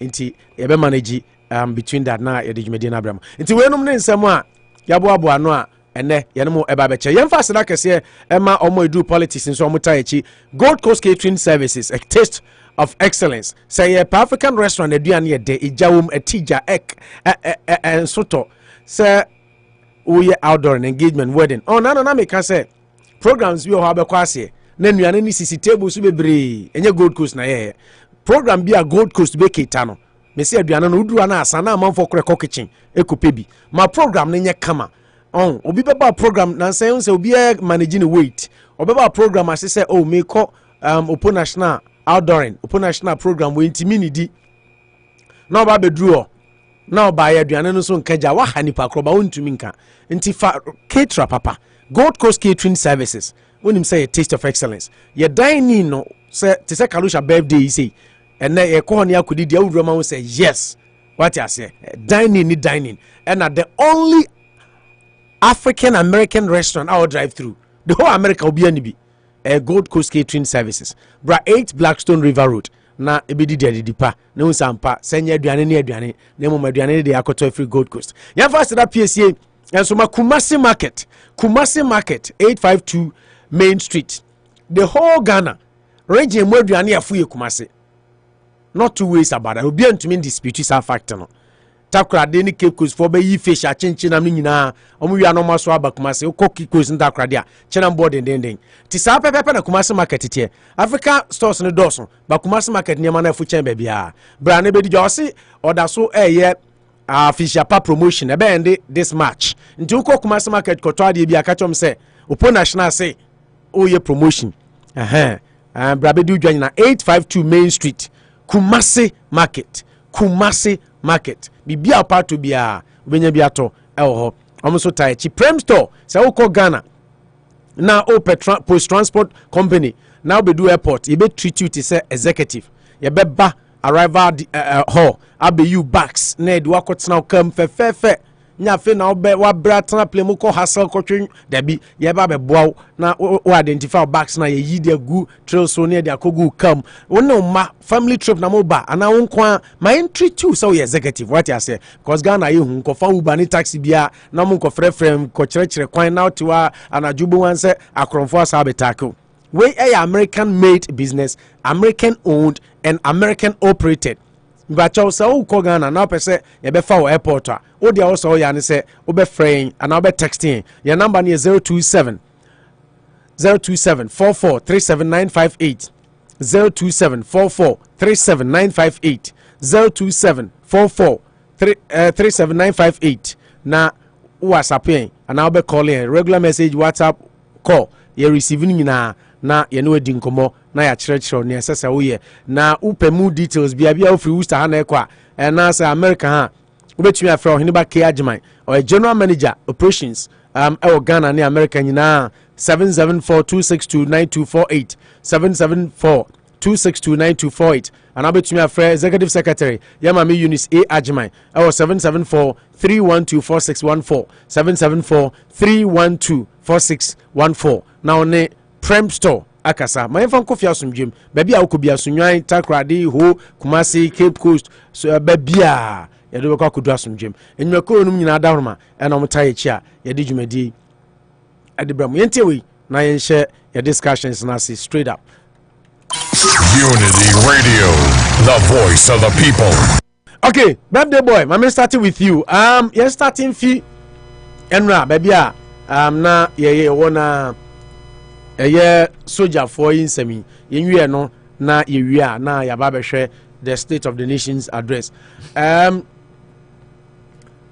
asemo but na obo obisa onimo obo obia lady be on so but I know they just brief way now to Ghana mabuno for na topic on the social front because we take everything on social media to be the reality until now to mabuno for say so we babuna hwe because social media na man for the deceive a man for me kaisa me hwe video bi very very funny video as a kaluma kan was that make us say lady bi a oye social media oye blogger and I can say so Ghana na so o boyfriend emma 5,000 a month to no twene oniska men waste two time say and a girl being so ekunu ni kunu on the kunu crowd girl be kunu man 1,000 and or fan of that blogger obaw o tie ya na okaka chene kunu say so wa ma me 5,000 aware me nware bim and obema say na 1,000 ya me de ma o kreso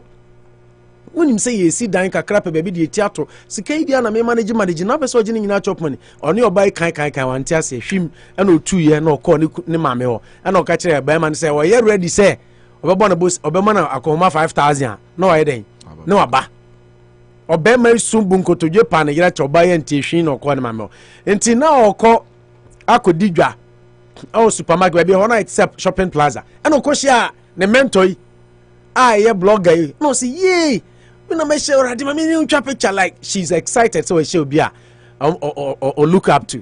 And I'll catch and say me that's pan, and I'm going to say no boomy. Na me name kuno te, me kuno ma me 1,000. Nti me tie show now say wa ma 5,000 almost see my empene no. And I'm catching me kuno say 1 2 months. Say kwa dem 2 me kuno chen, me ma me chen because of the okache me. Oba no di na don say we Jimmy pa. Excuse my language on air.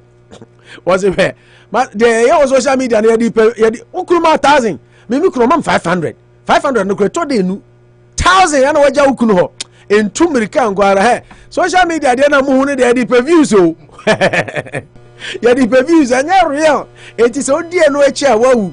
The lady rushed back to her mom's house, packed her things and went to the husband. By the time she got there, Obafufro had already taken over. And Okachen say oba we oba he crowd otomase 1,000 okra me the man was say den edoso nti 1,000 ko nyu subi okra me the man the following month me say 1,000 adam me kran sign nti bi ohonti fakakra bi soso nti I'm sorry your place has already been taken. Nti then the lady was crying and then she went back. I'm bringing this up because my video crowd the messenger this up because and then we see everything on social media as the reality. It didn't ya. Opo yempani phone a ombedi o man anim no yeah o ma twa nkonto bo bebre ache o mo niri ukre what I say other form of social media no e ka no kre e no social other form so exaggerate no ma but nanka yempani phone o mo ti ase no nka mo gri kan no kre ne che ya because obia source of information like I say the reality on the ground say bia men kan say bia po ekrom say akoye kwan wo so what I say na aban so nan o da be shem say why sa kwan no the only thing am for betuma hu ni say somebody will go to the length na mo ka say o maye no no ba ko twa no ba che say ampa for the so kwan no yaye ona me che no the company for no dey kan twa sa papa che kan no kra che ya nka say no mo nyina mba oppo is going to be there for some time But no, this so the okay there from political angle, but social point of view. Sir, the can't say baby almost exaggerating. So team here, like say baby who are almost exaggerating. But other aspects, no other form of other form of confirming the reality on the ground. They look what was here. And see, say company phone can quite share here. And because I will ban. And no, we no almost social media no. Is somewhere evidence. So also why? And pam pass why? Said you can carry a Bosuo a Julia, they will buy. Una mention. No, my the real state of the what is was happen at Jura. They look out must say. That time soon. Oh, the Hawkeye Jura. I can say this. No, see, my and oh, other aspect I can say. Nipakono. Ono catch you say kuja ukruno. Wa question na brabum. Woni ne sen. What I say? People as you say, you know. And such nyina ponya pe. Ade ba ko so a disadvantage about social media no say. Opo when you sit up and so be all kinds of sema.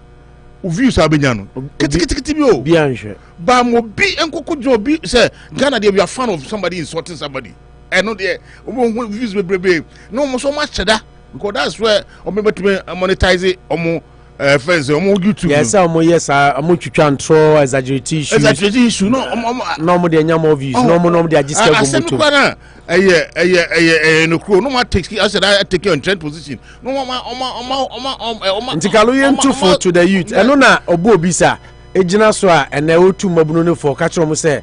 Youth need slow down. Obu Obisa Dako Boku, or a former deputy CEO of the Ghana Free Zones Authority. Yeah, because I know catching Mabunu Unimno. Yeah, me kind of story no crown. Maybe I say, or see some of the Nkofona Umber Fronti, Ebi Obika, Okoko High, all about two social media. That's my car. That's my building. Obika Hotel, Waka. Now, only a crab. Na kwa bi obefa so bia so ohun small boy bi say o social media from influencers say to influencer na dey asema be beto so they have to follow suit opo adea emwa politically social media is a good tool. Social media generally is a good socially tool. It is socially how you to know I know can be na ma obi apese onya no at a time until now to move say slow down one step at a time. Yeah, I mean politically there it's just putting some checks and brace on the politicians, you know. But socially, no, and go for bebre as a treaty normal at the normal bebre kokokwa ya opoenkoyi. But me na small can there no trodo. Where's a sheni yesu so near address that na ebeha chima no because it's ama chima no so many brad here. Everybody want to be rich overnight. Yeah, it is a slow down all can. They want to go to your friend saying monetary highway and money highway on person kwambi on mefa so betwenya scan tentem bia na omko because an influencer bi the cars bi and then no bi the watch bi and mpaboa bi aba be to social media nti so fi say nipa kona ne dia na omoksa kasa omoka ensema kese na say na ma be call restaurant we na me ko say the mere fact say oh akwa a sheripa no nya views eno na anhwe ni ya okay emwa nti no so pemko abehwe no regular social media dey better regulate no ye mom na esese tu nipa bi nom for te say dey ma me yi ona ntina na me ka say NCC nti say dey na omoye no po ade ba ko say when somebody is fan of somebody to change their mindset. Say akwa asema okano eje no kwese ma media a typical one na okan wodi say the otunufo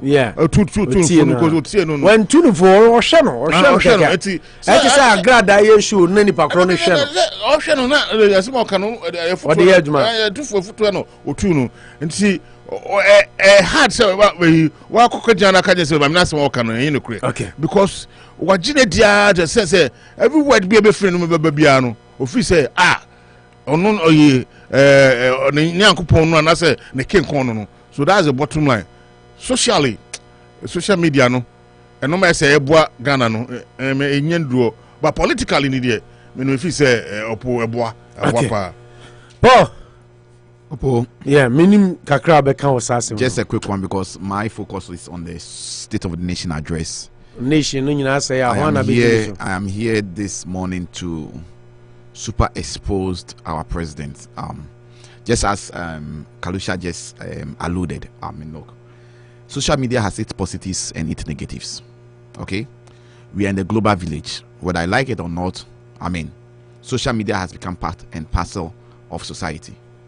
It's a platform whereby information changes in very fast, and all this information that changes in, it depends on how you use the information and how you will believe the information.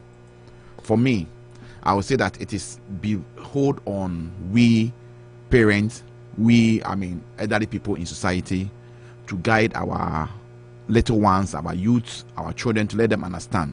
Say, it's not everything that you see on the social media platform that is for you to believe. Some of them are just acting, some of them are just make to believe, some of them are just trying to use that channel to make money for themselves, because they say things whereby they get a lot of followers. As more as they get followers, they are making money. So we as parents need to educate our children and let them understand, say, it's not every means or on social media, Twitter, TikTok, Facebook, mention them, that you should believe. You should all, or we should all try as much as possible and work with our children and our little ones to let them understand, say, in life there are stages in life. You cannot just rise up from stage 1 and get to stage 6. You need to go from stage 1 to stage 2 to stage 3 until you get to stage 6. So therefore, if you are a youth coming up and you think based upon things you are seeing on social media, you are seeing friends of yours using cars, most of those cars are not cars that they've bought. It's a rented car or a car that they've gone to borrow from their friends.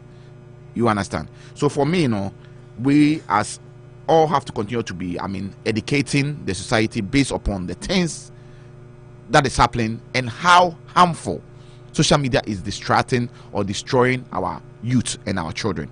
And it's not a different in the United States of America. It's a topic that is being deliberate at the highest level in the Senate, whereby they are talking about the impact of social media on the youth, how social media is influencing. Just last week, in University of Massachusetts, is it Amherst University, whereby students were drinking and all those, it became a challenge. People were drinking. This is destroying the youth, it destroying the society. We all as parents, as radio presenters, as political analysts, as people who get the opportunity to speak on radio, we are supposed to come together and educate the public and let them know that it is not all that we see on social media that you need to work with. The good part of it, you take it. The bad part of it, you discuss it. So that's what I would say about this thing, so that we can pave way and go into the sooner, whereby yesterday where we are you know about me program now being catch me your program where we until that's your humble submission on that period. You move on. You share soldier for no so dear no any the killings quickly. Now if you are you share sooner no na me lines no amount for Kalu strategy for the letter ba they are not happy. Almost say kwanya soldier for far so a treaty nipa no said there and rana maker no a very dehumanizing and says na omo esa the Commission for Human Rights and Administrative Justice (SHRAJ) has condemned last Tuesday's military exercise at Taifa, a suburb of Ashaiman in the Greater Accra region. Now, a contingent from Ghana Armed Forces who stormed the community allegedly brutalized any residents they could set their eyes on. The military further rounded off over 100 individuals who the Ghana Armed Forces described as suspects in connection with the murder of the 22-year-old serviceman Sharif Imoro. Although the action by the military was widely considered as a move to avenge the slain soldier, the Ghana Armed Forces, in a statement released to the press, explained that the exercise was intelligence-led operation. However, reacting to the incident, Joseph Whittle, the Commissioner for Human Rights and Administrative Justice, told Joy News, Blessed Soga, that the exercise does not pass the test for an intelligence-led operation, while adding that the military acted wrongly. And I'm quoting portion of the interview. because of their personal interest, they come to Ashaiman, take over the law, and do what they want. I completely condemn it. It is degrading and dehumanizing treatment to put such persons who are going to their work, arrest them, make them do press ups in mud, sitting down with all their clothing removed, apart from some briefs, is completely unacceptable, and that this is exacted by the Army of God, the Army of Ghana. It's completely unacceptable. The commissioner exclaimed on the sidelines of the Ghana EU dialogue held at the Ministry of Foreign Affairs and the Regional Integration in Accra Wednesday. Any defense of it by any leadership of the military is a misplaced support. We need to call what is wrong, and this is completely wrong. This is coming from Shraj boss, Openi Whittle, or say the soldier for a very dehumanizing and very condemnable and unacceptable. Omampeni dada Mahama, and so Edina no atum akasa edia fa de soldier for no so eho na nasema oka and say refrain from meting out extrajudicial justice to Ashaiman residents. Just I'll say I'm deeply saddened by the death of one of our soldiers at such a young age in Ashaiman. Lodina and I extend our deepest condolences to his bereaved and grieving family and the officers and the men of the Ghana Armed Forces.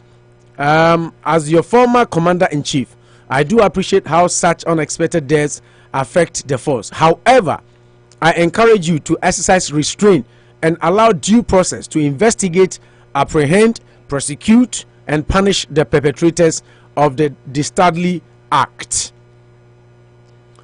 There are obvious many people who live and work in Ashaiman who are innocent. Exactly the point I was channeling home of this heinous crime. The military must therefore refrain from meting out extrajudicial justice to the people of Ashaiman. Until Mampenida does say, soldier for no, or share with them the pain of losing one of our servicemen. But at the same time, to take the laws into your hands, it's not a way to go. Into Mumamra, Enye Juma, na due process, police phone shim, na yen chini pakro, na yen prosecute no na suchia, ese efatano, yemfa ema sa eni pakrono, as opposed to yen fam rano sha yensem, na na Ghana Web so article, almost say military for omubrom raniswana.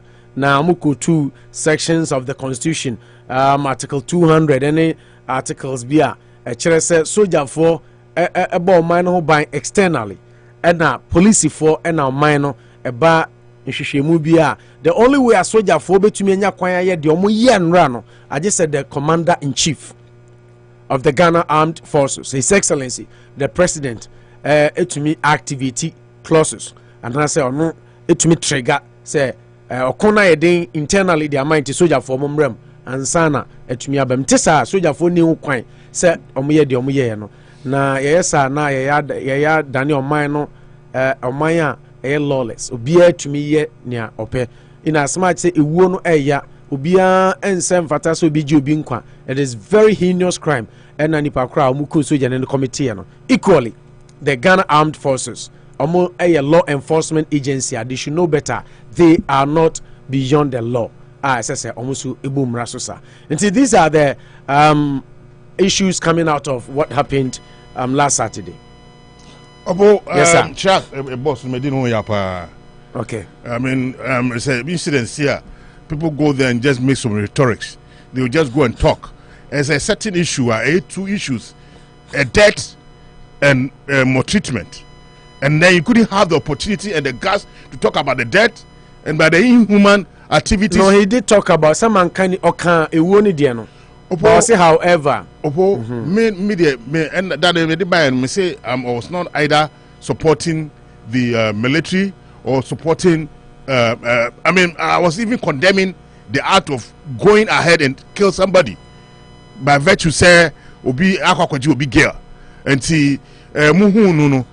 Mama kuno na me make articles with them soldier funny and say this is not the first time ya suja ni bi sada Major Mahama ebisi ye MPP for Ankwa MP were up to this time JB Dankwa oko chairman of MPP esro tamali afoko inu suspect sedu kaka macho kaka o adwurai owuye ye de ade ma police for no den sa semu ya maka nyina no e den esi opo mi de minim say since time in memorial so kai osofo bia na okumase ne ye friend no odifo asare sem na o kan sa sem yeah see no the one there me dem if say soja for no ye Ghana for sa police for na om keka ho no nyina no amonfo mbu omo only one institution wom Ghana amonfo accord om respect ni say soja for no ebuo no ne sen o define respect in this contest when Ghana for because say police for omoji bribe nti what do asem kwa koma police for kwa na people don't have even confidence in our police. Not when a serviceman is involved. Police nti da bia on say amount for the police for na chi say on enkokosro ho amovan normally sika ba bia omuko amrobes ko taking nkofo no ya bi ukaya no but very sure say the kwanya say BBC about soldier man how any policeman how beti react as compared to say Major Mahama o match nkofo no they are still in court even last week they were in court the couple asma make can say last week they were in court asma make can say me feel say soldier for no e be overboard but then there was no killings waste they wouldn't say they were able to apprehend nkofo 184 out of that no major 150 and I cut the 4 mushishim na come on say operation here how could they be able to mobilize this people I say nye say o kan sakalu na ye create anarchy be the society that we are living in say o man for respect because I say crowd nam krom na who so be soldier thank you for your service no, but na to be say obi akoko hu say soldier ni bi akwakoya say obetuma akaka say o ko chine kunu. The only thing I say no say the bakuna ina take the person to the police station but you don't take the laws into your own hands now are the army not also taking the law into their own hands say omamba pa no more civilian don't respect and go for now ye tu amuka so mo e by na so omba buna kuna and then so say Emma so ya for no kwan say omukono so kwan bi o mefa so bia o me protect o integrity so they have to do it. Integrity, protecting the integrity. Integrity say as one more kind almost take be by so kan or see social for no when such incident happens they feel disrespected most especially when the person in question is wearing a uniform so you don't nipa also protect you against external force no na so why money cry na kafari ko police station na wa buna kunu hono dey atiase ehun say ewo ni dey nobody's obi anu wa waka say obi akoda say obi ama obi ayi nu na obi anwu a ene dey mumu fi say ene wo yi na oni obi ye kunu ma what ma me story Kalusha tie what dey be say ewu asem ba tie ma me no audio ni nyina tie ma me ni wo no ese aka na say dem kana asem ba no ma one sided no ma ko tie any one sided no asem na me oh yes sir you are being overly emotional I'm not being overly emotional obi anya one sided one sided asem ya ko na one sided because I mo condemn soldier for so do mo yara anyeye but mo nipa na ewu ebe se be ko sama amafo kukuku amafo sa nipa na wowu no obi anka se nipa wu ne ede ena on se mo ma yen kriti community a nipa bi hu hia chen nipa bi mo ma yin criticize our community ma me nwe okasa man kasa ewu that and more treatment ma me nkasa which one is serious wakasa death and more treatment which one is serious so let me say this question te wa asema and more treatment me kasa asem we so be more treat obi now we say the mama is go the humanizer or the inhuman whichever a death of a soldier personnel and obi you are being overly emotional on this issue share asema o ken Sraj boss no o condemn wo no President Mahama former commander in chief o condemn wo no all other people obi a condemn wo no but soldier for mrasudifo omo ye law enforcers say obi wu a ntina make say amoma create anarchy in the system say there is no equality in Ghana. Soja ni wudia. I'm not saying say one year, and I said it yesterday that nobody deserves to take anybody's life. But say soja ni wudia. Yankonko bunkrofo a omunim hoshe. That is my point. Sir, the whole kind I would have agreed with you 100%. Say me upon national me perpetrating heinous crime no mo chemi and no more treating me. I have taken somebody's life. But we are talking about 184 people who are they have no idea what happened. They have no involvement in the issue. But because a military man unfortunately is dead, so me papa me nua no ma mo ti asama ya mo nim ho hwe. Sorry kwa adwuma. Yenchi omo fa omo atechem because a soldier man is dead. Adwuma ono 430 ono so yam ni nenkunu. Oh, what are you insinuating? Okay, sir. Now, to say, me support two soldiers in I will never do that. I've maintained that position. It is not good. If we are the citizens in the civilians always take the loss into the hands by killing them for. No, but you sit here and always talk about say Yama rule of law in Yejuma, constitution Yejuma. You sit here and say that all the time. The constitution doesn't allow the military to do what they did. They could only act on the premise of the president calling them. Oh, and yes, I now quite. Also, you did mention about MP. I didn't have MP. We are man say MP. We to moko ransaki area honyina. Macho kaka we are. Macho kaka we are. How long? Macho kaka we are. And they take you to come out with the perpetrator of the death. No. How long? Kromha. Sometimes I didn't know Unimu wanted 84 no. Almost on this one. I didn't know how Unimu.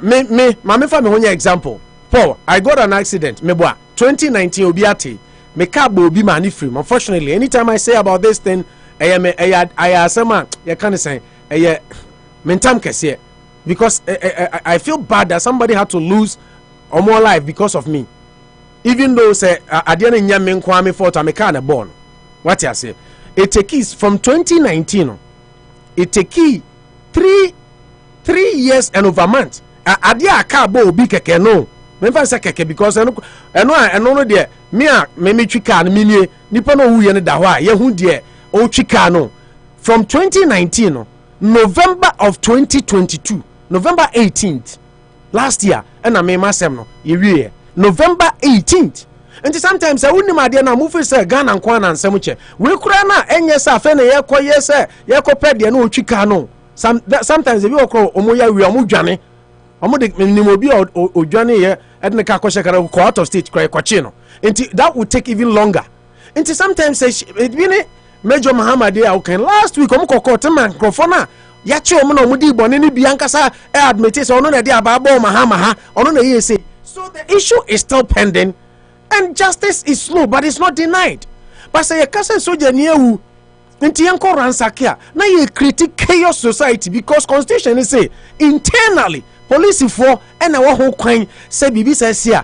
omo kwachi nipa eye hwehwemu say yes adia nobody is saying say young nipa because say everybody or Ghana ni be losing in life are undeserving and some fata say obia intina bas ni die kroko wi medical hono say instant justice now how can we stop it and yes obia losing in kwa but say you place importance say we wom so me servicemen omo bo man no man ehia but enipa be alive it is not good to say omukun and right in condemn but the police for ekalo nipa 100 almost 200 na ya ro omu nyina ho na ya do magu atechem na omu so inhumane.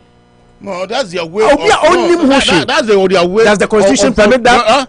Constitution. They are normal. They say man fairness. Constitution. Chaos. Constitution. There's no chaos.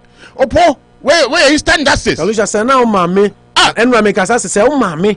And now say unu bi ti on ya ne say ankenye zo. Osu unu bi and also hwe nkwa at the age of 2022. No, asema okay. 22-year-old boy. Asema okay. 22-year-old boy obi a onim wo hwe. No akwache ne hwe no. Asema be na okay. Say ni that's the way. No, that's the way of fishing out the perpetrators. That's the way. I don't. Ni nearby. Omo ye nimpripo mienu. Ni nearby the 13 years. 22 years. He's the head of it. On a nyajma. Busan kwenye. Even when nyajma ni ya kokuna. You are using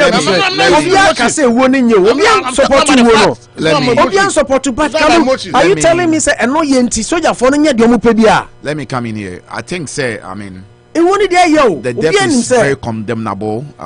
It has been condemned by all level-headed people in society, and I highly and 110%. I highly and 110% associate myself with the statement that His Excellency John Dramani Mahama issued. As much as we are all condemning it now. I think say we have to take this opportunity to extend our condolences to the family, bereaved family. It's very unfortunate. But as stated, no, look, the Miriti, as of this afternoon, okay, has admitted, say, the operation that was sanctioned by the Miriti high hierarchy that they went to carry out, there were some excesses. And they've admitted to that they went beyond board. Some of them they went really beyond did, board, which is condemnable. And my understanding is that next week Thursday they will be going to the Ashama community. The military high hierarchy will be in the community, meet with the community people to apologize to them officially for the excesses very condemnable that happened. Can't do that. As much as we said that, I mean, I think these things are happening. It continues to happen because of the slow justice system that we have. Yeah, that's true. And as much as you stated, no, justice runs slowly. But at the end of it, no, justice need to be prevailed. Yeah. Even as Ghana, even justice, you know. I say, baby, Ghana, baby, no must say justice. Even as much as I agree with you. Even I as totally much do, as, but even as much as I mean, it's very hurtful, very painful. Yeah. For the death of this young innocent man who soldier had his life ahead of him taken away. No, I think so. Whatever happened in Ashama on Monday morning or no Tuesday morning is unfortunate. I mean, it is condemnable. It is not, I mean, right. Let's all try to appeal to the security agencies, especially the military, to exercise restraint when such things happen. And let's all hope, say, I mean, the police have started investigation. At least they have some suspects. Let's get the perpetrators of this heinous crime and let's bring them to book. But Kalu did make some points. Be said, Ghana for respecting police, by military taking the laws into their hands. And almost police for no. You see, there is something that we all need to understand. I mean, Ghana, we are still developing. We've not gotten to a state whereby we see that we are developed. We are still under developing. Okay? We are under developing. No, we are developing. We are not under developing. We are developing. We've not got to the state where we do call us as developed. So therefore, we should expect some of these excesses. I mean, the disrespect for the security agencies in the country.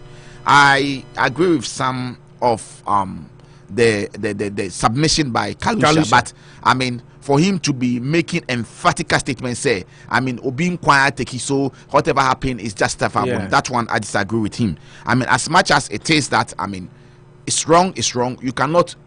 Truth wrong doesn't make it the right. So let's hope, say, I mean, the military has admitted, say, they've, I mean, commit excesses in this operation, and let's hope, say, the right thing will be done.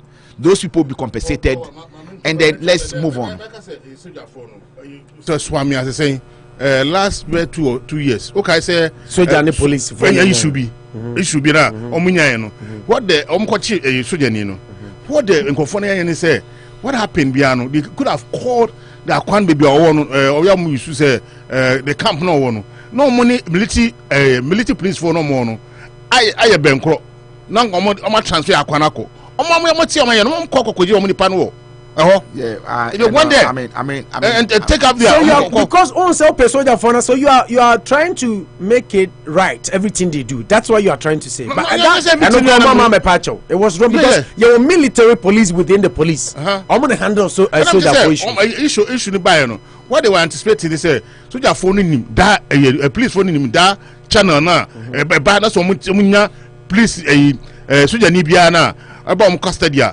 Within as someone communicate, now can say, Unipa we say the money, and see, channel.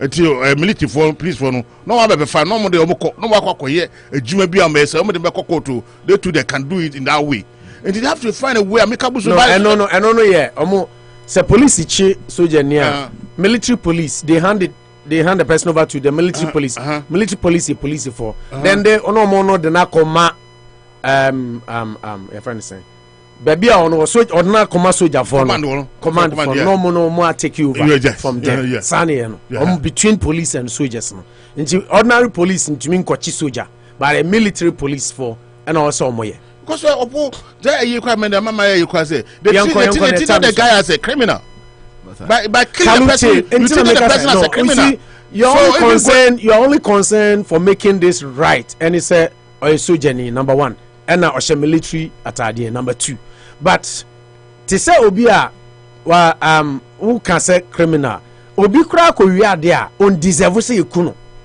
to say the omukum soldier ni we no what I say so obi ko wi ade mpo a oman na mra ne say yemma mra ne ni ye be treating as what suspect until say nipa no mra no because Ghana laws say you are not guilty until proven guilty so enti say you can say or a soldier ninti soldier for no no this is very important I say educate Ghana for now mochi obi a no mabona kuno no say be do maybe no ye be create system a soldier for no can do everything we can I mean find a suitable time and then talk about injustice. No, this is a suitable time. The story is here. So the state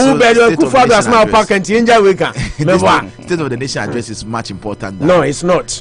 It's not. Somebody lost his life. You are talking about. It's happening. And I'm telling state of the nation. The military has accepted that there was excesses and that they are going to take steps to compensate those who were brutally assaulted, and also they're going to go to the community to apologize officially to them. So let's move on. Move on, Massa. Yeah, the whole park and so Bruno na mau. But Dominic Niti will also say be respectful of people in uniform.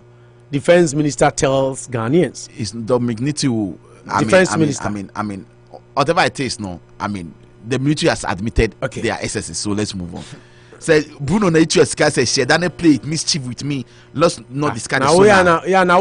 Let's just discuss the sonar. Utna ban so utimi tua miska Bruno. Me say Bruno na itu esika Bruno ni Chemalus na ma sika say my discuss Akufo-Addo ntwa obi try and okotwa Ghana for ndwana emba so. Na say Akufo-Addo ntwa supposedly Akufo-Addo ntwa okotwa say no discuss yana. Na say ndwana it was just I've gone the whole night. I spent the whole night looking at the speech, doing my research. And there's a lot of intro Akufo-Addo try, which I'm going to talk about right now. Yes. What can Miss Maka 24-page document? We've all read it. We've all read it. Yeah. Okay. Full of lies. Okay. Abuzavo yenya yemfa. Hey, and also ya read time now. My main kind messages kakra. Now the memory also. Samuel Buama Nana Ojama say happy birthday to King Kalusha. My greetings goes to Chief Alan Chamatin from Nana Ojamboama Victoria. I am say happy birthday King Kalusha. And then Manu Mema Kalusha happy birthday. Now I'm say happy birthday message in also. Paul, apom design. Apombo. Kalusha. Mama en quick na fi Sona. Said them King Kai na Mutala Mohammed say Akufo-Addo e be twa falsehood obekan samanya no kra ne kire Ghana for Samson as a point see do say Akufo-Addo in some of the kind of COVID-19 a very laughable Esre and some Esre pa no yeah research fellow was CDD Dr. Kwame Siedu Sapon. I describe President Akufo-Addo's comment on appropriation of COVID-19 funds as laughable. Yenti on the comment in a quick. Your reaction to that? Isn't that laughable? I'll tell you why it's laughable. So, is it trying to tell us that when the Auditor General was doing the audit, the third Minister of Finance and the third Minister of Health were not giving an opportunity, or their ensigns and acolytes were not given the opportunity to respond, and that the Auditor General wrote a report unilaterally and put it out, only for them to issue statements that we had to single-handedly believe? Is that what we are being made to believe as a democracy? Where the Auditor General is the only one mandated to independently audit public funds and tell us whether they've been used prudently or not. When that has happened, it has to go to the Public Accounts Committee, who have to sit and review these things. Has that happened? The president is even pronouncing judgment before the Public Accounts Committee has sat. This is someone who was a former member of parliament, who knows the ropes of the game. Yeah. Clearly, but the monies were spent under his authority, and he has a right to state his innocence even before the adjudicating body, which is the Public Accounts Committee, looks into the matter. No, he has the right to state his innocence, granted, but when the Auditor General has spoken, when there are processes that allow you to exonerate yourself, isn't it prudent that you allow the processes to be exhausted? As a believer in our constitutional democracy, if we all had the right to exonerate ourselves, would that not lead to lawlessness? If a matter is why is it that when a matter is before a court, for example, they say that you don't comment on the substantive matter lest you may be in contempt of court? How can the president be clearing people even before the Public Accounts Committee when serious, egregious facts are in the Auditor General's report that have to be perused by the Public Accounts Committee? And don't let us forget, there is then a parallel investigation by Parliament into how these monies were spent, because they are certain monies that were not audited by the Auditor General.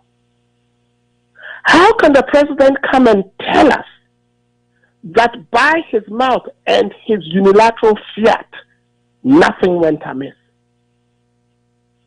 Why do we do this to ourselves? Sometimes I ask myself, why do we do this to ourselves? Why have we become a country where we just want to brush everything under the carpet? And we always want to firefight and behave as though nothing goes wrong, and that this government has all squeaky clean operators. Nobody is in there that actually does anything wrong. Kwame Sapon, thank you. Okay, we are Dr. Kwame Sapon Ono, a researcher at Center for Democratic Development, CDD. And because he's a neutral person, that's why I decided to pick his point of view to augment our discussions. Mamembra Minuabema, Paul D'Souza, NDC Secretary, Massachusetts. Paul, Kwame Sapon raised some genuine points which argument I echo back and forth. That's why I use the word unpatriotic on the part of the president. I did talk about contempt. He also mentioned same, and he exonerated his people. I said Nanado Amane Simuti said since he assume office, everything that comes up, he comes up quickly and clear his people. Public Account Committee, before they sit, president has cleared his people. Say Boni Bienim. Dr. Kwame Sapon, just ask, you were asking yesterday, Auditor General report on Shishani say, yeah, account no na say Paul D'Souza or office. Asamo ba mo ho aye chirokrata abremo sa mo fa nchire mu mreyen de ntia sika we kwa ha Kalusha office fasika we bre de ntia. So Dr. Kwame Sapon was asking, this is not a unilateral document that was sent out to Parliament by the Auditor General. It involves the input of all the ministries that were audited. So so let me come over to you. So Opo, you see, yes, I mean the SONA. The SONA, as I stated yesterday that you were arguing with me, no? Yeah. President Ananado Dankwa is dishonest. He's not being truthful to the nation, and he keep on clearing and lying to the good people of Ghana. Look, I stated something yesterday. Make I say, to solve every problem, you need to first of all admit and take responsibility. The program is recorded though. Admit and take responsibility. Since Nanado Dankwa, thank you. Need to exactly admit and take responsibility. Just like the way when 2014-15 President Mahama admitted the situation and took responsibility. Since Nanado took power on the 7th of January 2017, Nanado has refused, and Dr. Baumia, they've refused to take responsibility in all the economic difficulties we are in today. Opo, yes sir. Let me start by saying, yeah, enjoy a speech na Nanado Koma. Yeah. Nanado seeks to blame COVID for all the economic and the mess that Ghana he blamed is in COVID, today. he blamed Russia, Ukraine Exactly. war. I'm coming. He blamed COVID and Russia. But look, and he blamed NDC. Let me set the record straight. Let me set the record straight, Opo. Look, oh sorry, now ube tranchua, in chono, it will eat you up. As we speak, okay, Opo, in 2016, okay, there's something called budget deficit, okay. Ghana Parliament has passed a law say within a year, no, your budget deficit should not exceed 5% of the revenue that you are going to of 5%. 2016 NDC era, no, the budget deficit was 6.1%, okay, which went above the acceptable budget deficit that we've all agreed on. When you go beyond the budget deficit, no, what it tells you is that you are spending beyond your means. In 2018, if Akufo-Addo is trying to blame economic difficulty we are on COVID, that is a palpable lie, and that's why in Jamaica say Akufo-Addo intro Ghana for 2018. No, under Akufo-Addo's government, the budget deficit was 7.5%. 2019, it was 7%. 2020, 15.7%. This would tell you, say, the country was messed up before COVID by. And you know, Opo, one thing that happened, that even though COVID came and it was a very bad situation in Kofo Eshomunkwa, which we all regret for, it was a blessing to Ghana. Do you know why? Under COVID, no, Sika, IMF, World Bank, all the money that came to the country was 22.8 billion Ghana cedi. Out of the 22.8 billion Ghana cedis now, according to the Auditor General report that we are all talking about now, it was only 11.7 billion Ghana cedi almost spending on COVID, which means over 10.something billion was money that Auditor General or Audit from the 11.7 billion Audit and rot now we are seeing. Budget in 22 now, they used 10 billion for budgetary support. For budgetary support. And that's what I'm saying. For the budgetary support, as we speak, Paul Kasaguma, for the budgetary support, as we speak, the Auditor General has not even audited that 10.3 as 10 something million Americano, billion Americano. It was only the 11.7 billion now almost spending on COVID. No, that's what the Auditor General has audited. And out of that, there's a lot of rot in that. I mean that way. Yeah, canon. Also, say Akufo-Addo catch and say, but COVID na Ghana out do baby. It's a lie. As we are 2020, no, 2019. Say you and I mean say COVID. 2019. No, COVID number. And you NDC for no more. What they can be different. You have done different. They spend recklessly. They spend recklessly. No, they spend a deficit now, a 5 point something. No economy, that time, no economy, no. A doomsday, no one.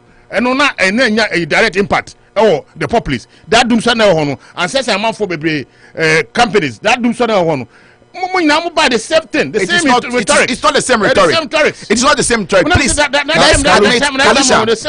Kalusha, let's admit. Kalusha, can I speak? Can I say? We have done a lot of things different. We have done a lot of things different. We don't need your rhetoric. We want solution for the country to we want solution for the country to move forward. The solution for the country is for Akufo-Addo to admit, say, he has been on this honest president. They have used the money that we got from COVID, which was supposed to be used for the common people. They've shared the money among themselves. They should the money that they were supposed to use for the COVID, no, or much is Kennedy. They should admit that fact. Unless the Auditor General report says it. In the Auditor General report, Opo, you see, when we are talking, no, you come and tell us your evidence. The Auditor General report states, say, out of the Sika 11.7 billion na Auditor General is auditing on. Yeah. 11.9 million Ghana cedi no Akufo-Addo ni Dr. Baumia and na Alan Chiremante almost say almost 11.9 million a hot meal. And my Nkofobia Kumasi ni Accra the Sebed. Ye be some we see it, they cannot even provide receipt for it. One more now. The 11.9 million almost some the talk. Emma Kasegu Mike. Almost some the 11.9 Akufado Baumiani Alanchemante Abaino. Why are you doing a Kufadu Baumiana? That's possible candidate. Now said that you're my friend. Opo said the likelihood of Baumia and Alanchemate coming high. Opo propaganda machine. I don't know for health minister. The health minister. Opo is Baumia Alanchemante not part of Akufado's government. Alan is no more. Baumia is but Baumia no, part of the government when this money was spent. Baumia didn't go to parliament yesterday. Baumia was in parliament yesterday. He didn't to talk. Support the president. He didn't talk because he was there to support the president. No, Mahama was there too. Because he has to be there as a statesman. Baumia has to be there as a statesman. Share Opo Asema make catcher and say out of the 11.7 billion now auditor general auditing now we are seeing a lot of corruption. Which President Nanado catch and say corruption be any on is a lie. I am telling you, say in that auditor general report, no auditor general Naka 11.9 million almost somebody to in Johnny hot meal no. They couldn't even provide receipt for it. The auditor general is asking them, who show me receipt say who use 11.9 million. The value is the same. The same thing. You say now, friends stand up with hampers.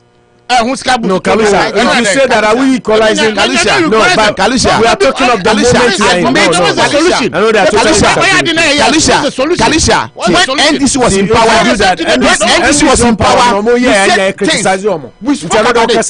Kalusha, I want you to be truthful to your listeners this afternoon. Say your MPP government has failed. Your MPP government is a corrupt government. Your MPP government is a government that has disappointed the good people of Ghana. I want you to admit that. Attack me, say me, and you are an MPP government because the way you are talking. The way I'm talking. You belong to the MPP. You speak for the MPP. And then I said, I'm about my baby. Louis, Mama may tight and I'm a because for you to be condemning. What's the solution? The solution. No, Kalu Manenkasa. Kalu Manenkasa never focus. No, don't make any solution. No. The point is, Kalu can't be controlled by now. The value is the same. No. The value is never the same. The value is never the same. The NDC, we are accountable. Don't make any solution. Bring up solution. Kalu. No, Kalu. We've done this job long enough. NDC Tisono. NDC Tisono. The Omuya ya nenye. We spoke about it. We condemned it. No, we spoke about it. We condemned it. You understand? I spoke about it. Didn't. I condemned it. I see it as normal because in the political game. You see, for Kalusha to be sitting here to be defending the corruption the NPP government is unfortunate. It is the value is not the same. The value is not the same. You don't bring any solution. No, this is that thing. You see, Bruno attested to say, or interjected me, nothing to me making mistakes. That's what Bruno has done. Share, I'm telling you, say. $247,000 was given, which use the equipment, okay, hospital equipment.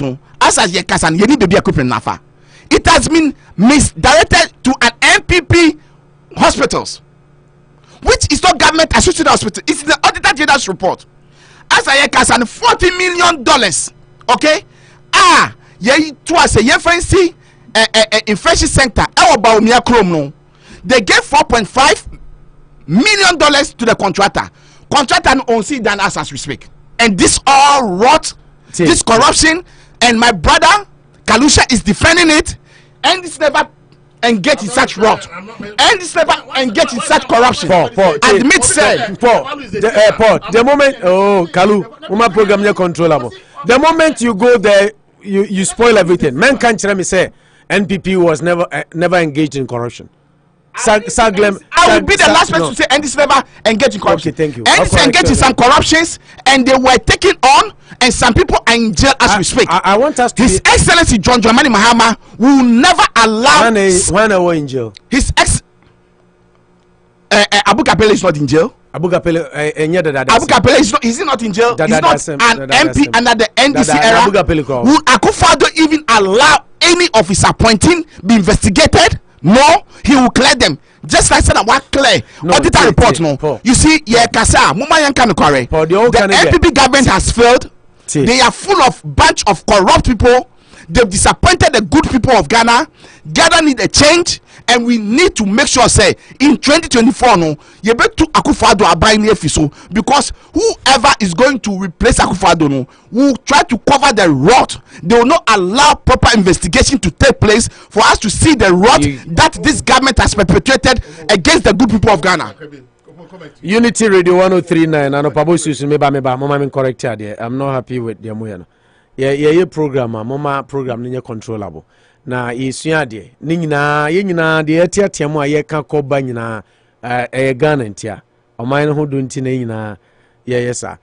Nti mama de me pesa me set no straight ni say NDC time a lot of things happened. I agree. We talked about it. Nti MPP time niema sia. We have to talk about it. Kasa about it. Then we find solutions because even say Ekobase, oh Mahama time, Baz Brandon, the Segleme House, and I was going to bring it up when he said say Omo Ebreso corruption. Segleme House, he has even come and said they funded the money. Somebody is facing criminal charges for it, right? Yeah. So the point is, there were a lot of things done bad in their era. And Tina, me didn't I mean per se, retrospective analysis. Sometimes you have to do it and use them as reference. And they say, you who say Mahama is say Ghana and Tina Kufa Dubai.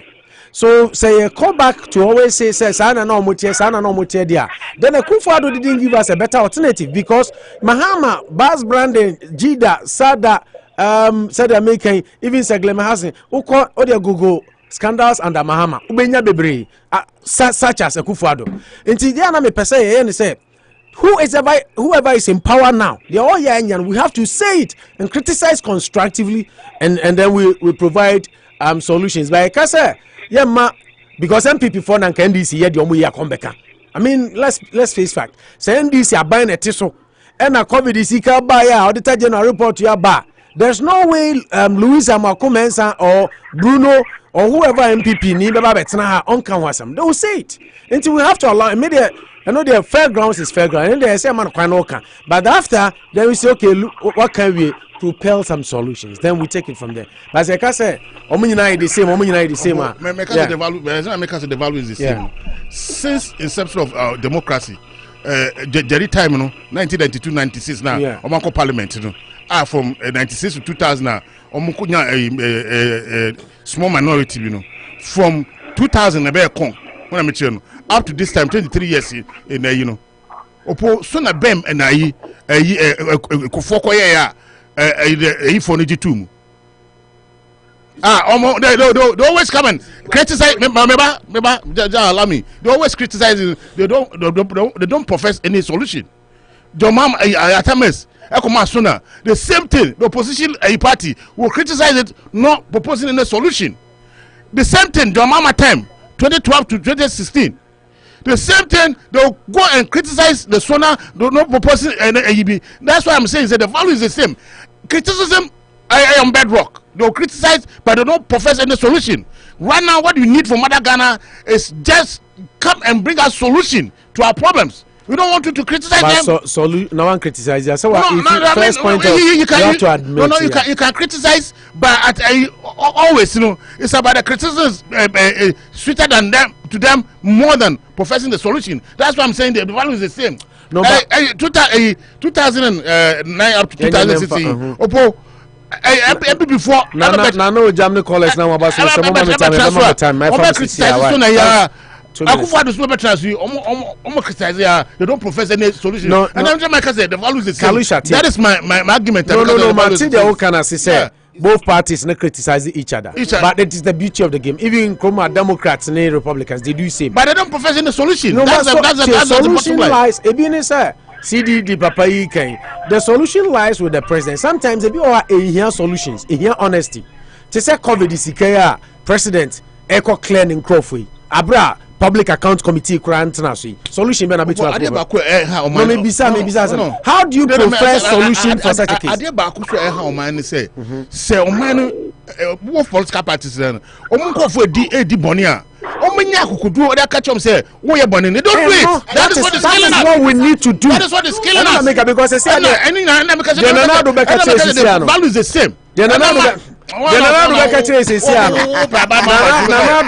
Ronaldo de o man is na brain when am see me man ko say Opo, you see, their Kalisha 1 minute. Their Kalisha is unfortunate because he's trying to distract attention, trying to prevent me from exposing the wrong. No, before the road sector now, they catch and drop. Umami assignment say me the road sector now do say. Mama focus because he be more general swatcher. You know say for callers need time. Pa, unse Ghana, omo frɛ okwan. We need time an kama. Masa wo vacation o madien. Once o tie adwene o ma ho. Unim Kalusha Mas is almost school mo bi na was from song form. Okay, yamfa course no.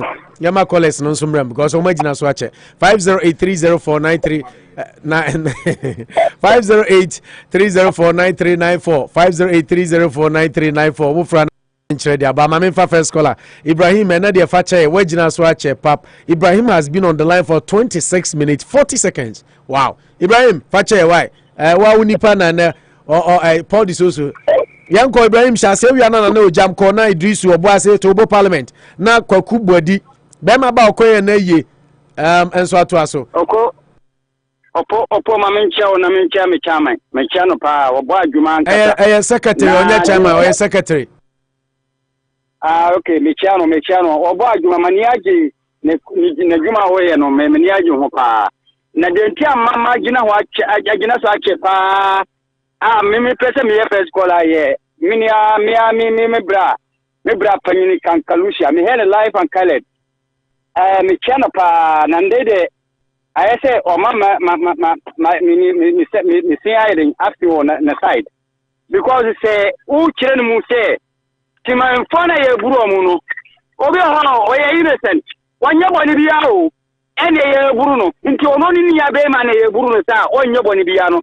Ebe ne de. The only thing say, the OD Bonino.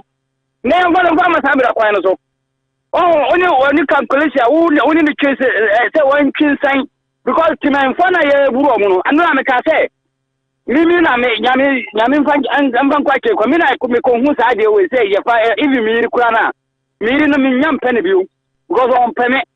But I don't care, say, will be our none the who's here, Biano, not so for a Bruno. I know I'm here, video. I am your papa. Nipa obi oho woni huze na eburu no anya Ghana hanka hifa no bu mutade ye nipa kro na odi boni no yemfa ne mfa mere kwan so ho de be kire no ati me bra me ba cho asema na hu ka kire no ko be tie ayesa otie because ni ni abe ma na se ni ma me a enka bia enka na enye ne de na kakra bi o ta mampanyi kasa ko kasa yi maza amfa de aduane bi ambra tables ka sika ye tue no antiso dollar enko fom odo si say ebe du bebi no na ene economy no agina economy sunu na wo ka say ye so ne ye ya say ye du bebi adure ade opo say dem pa na na do pese ye biu because the kasa ko kasa em binu so oya ade mimi hu de oya ye because ye nema ye to o kasa nura no bua ye to na de ke ye ntiso amuso waya de no waya de den opo ma mi fansi ono mi yada si yeni abema Ibrahim, thank you very much. Na no jambo ama pom ti say yanko opo ma me na wa say make sure na man kin kalo happy birthday make sure not cheap trade and not cheap poster Mr. Kujo ene sekema na na ke me tell in catch pa o me fena mi nyano na na ke o pa o se me chiana pa ma feno opo amanu ze me kasa na soja for na me bo ma baso se kwa ni yi na an ka onda se kwa letne yeah so ma boa ko bo me yon ko pa isi alaba and now friend me o dia yi che me re akopa soja for na nko mbodo ma ya omo bo ya na unim se unim obi ane de na so ma ya de ho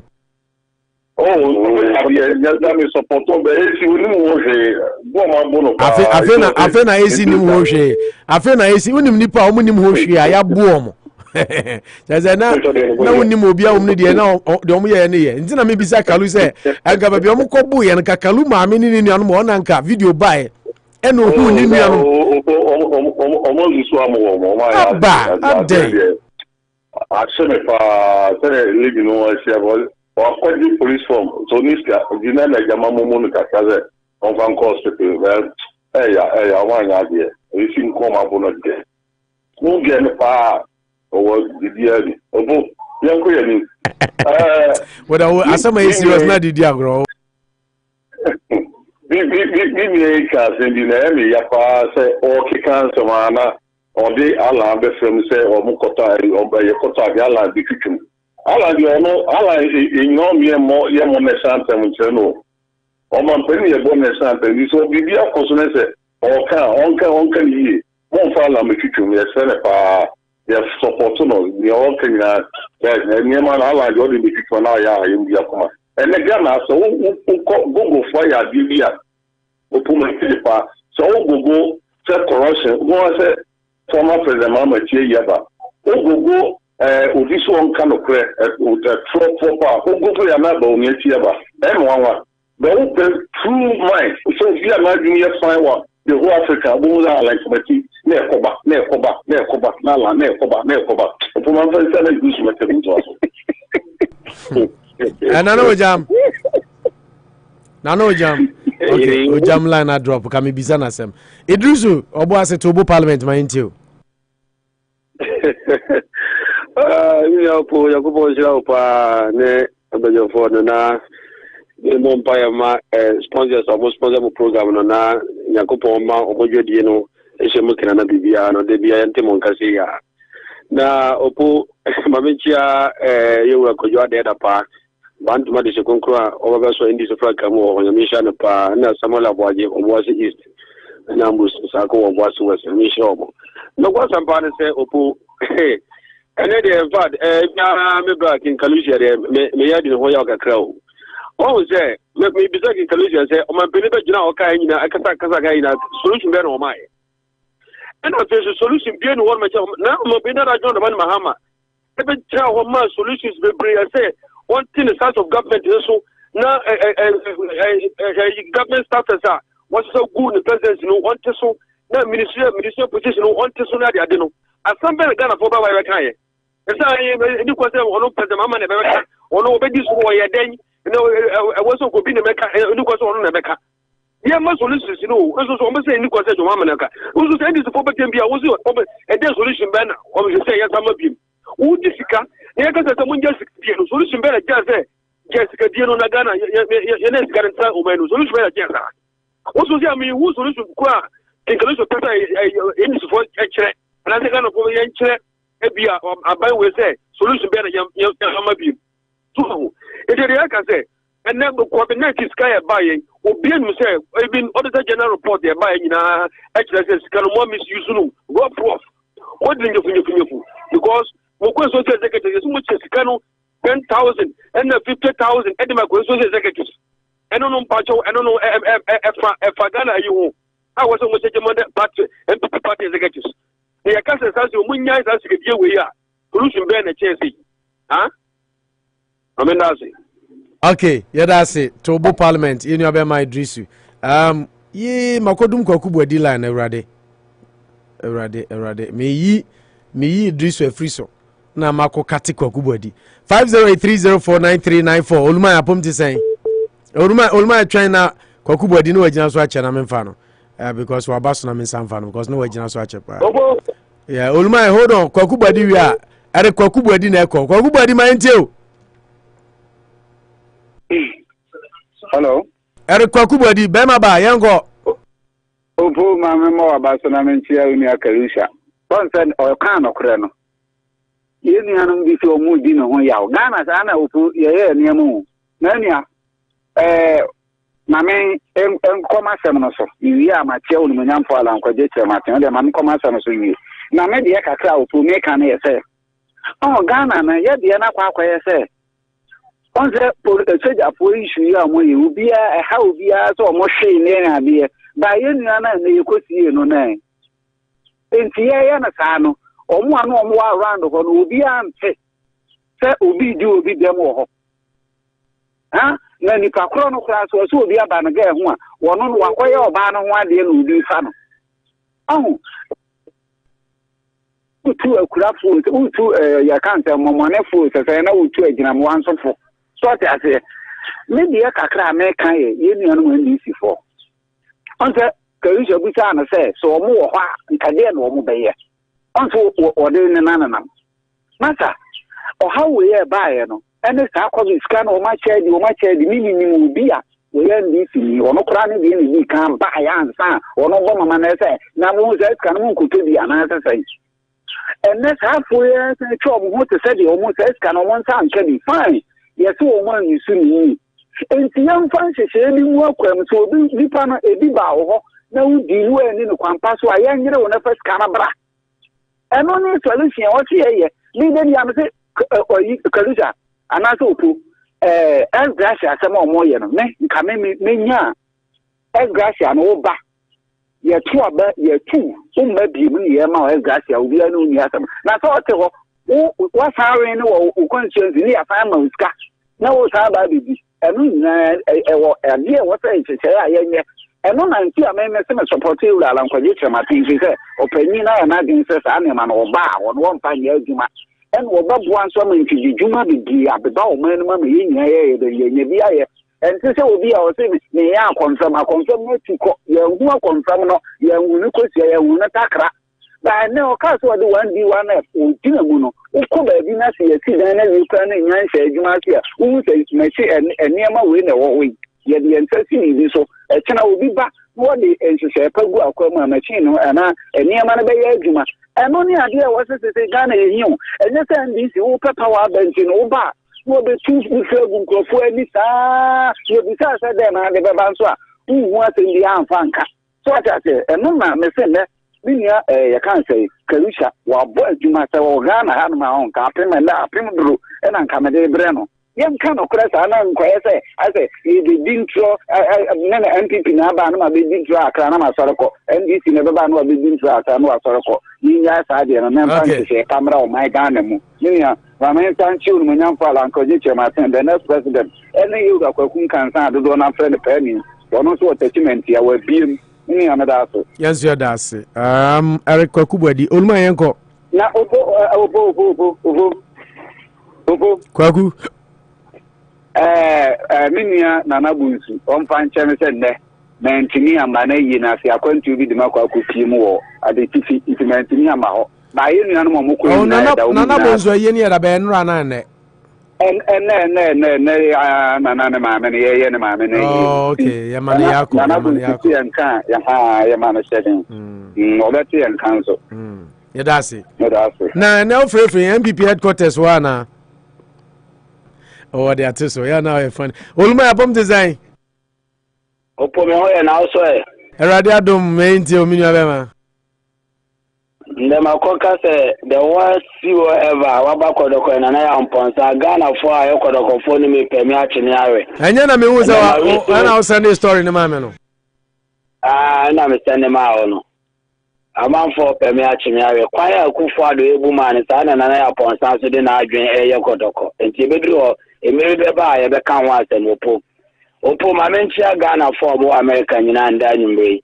Na menchia me chama one chama ko August answer Mr. Dance of the auto repairs mati di so nka mini abo adi so obo Kalisha ba so pa and the Kalisha kasa as MPP communicator and nani ajepa opo ma men ko manim disappointed MPP supporters na ya na omo kase oh ye nyina ayepe NDC MPP there omo nyina ayepe omo nyina enyepe NDC MPP intime nyepe enna na minia to parliament obeka no Kalusha busata solution be na opposition for the kasa ba no ye solution be na deba mahama na nse onya akwanya koshia media no kan o kire solutions be bre kire akwanya aba no ese ne government o teso o kan ni na solution be na tade nse mo ana Kalusha wantie no yamfa onto mahama Gonya kasa pena Ghana for kasa mini abuadi kate 1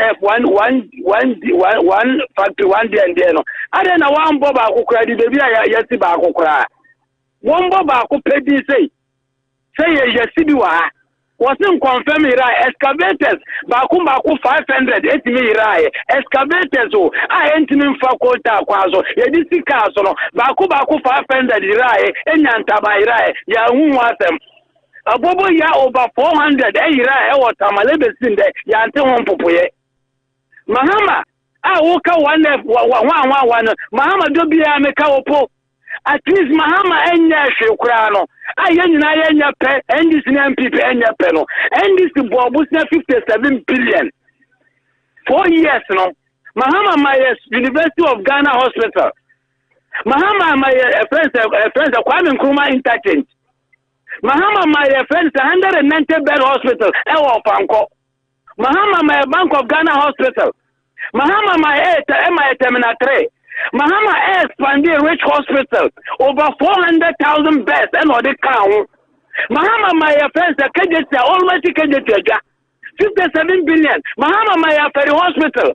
O my Sewuya Asante Bakwa Tepa hospital. O my Kumaru hospital. O my Yadasi. Opo Mr. Undase. Mini abodi kasache. Opo Undase. Well, now unim tama odi akasa. Opo omo na sabi jina so omo from ni bibia akwa omo beka no opo yensa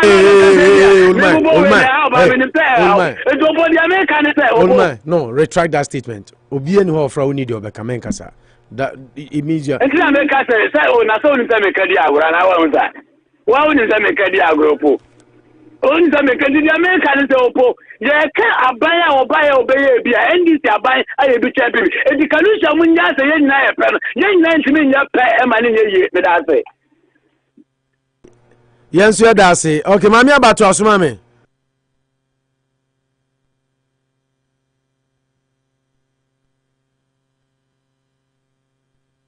mami abambacho yeti o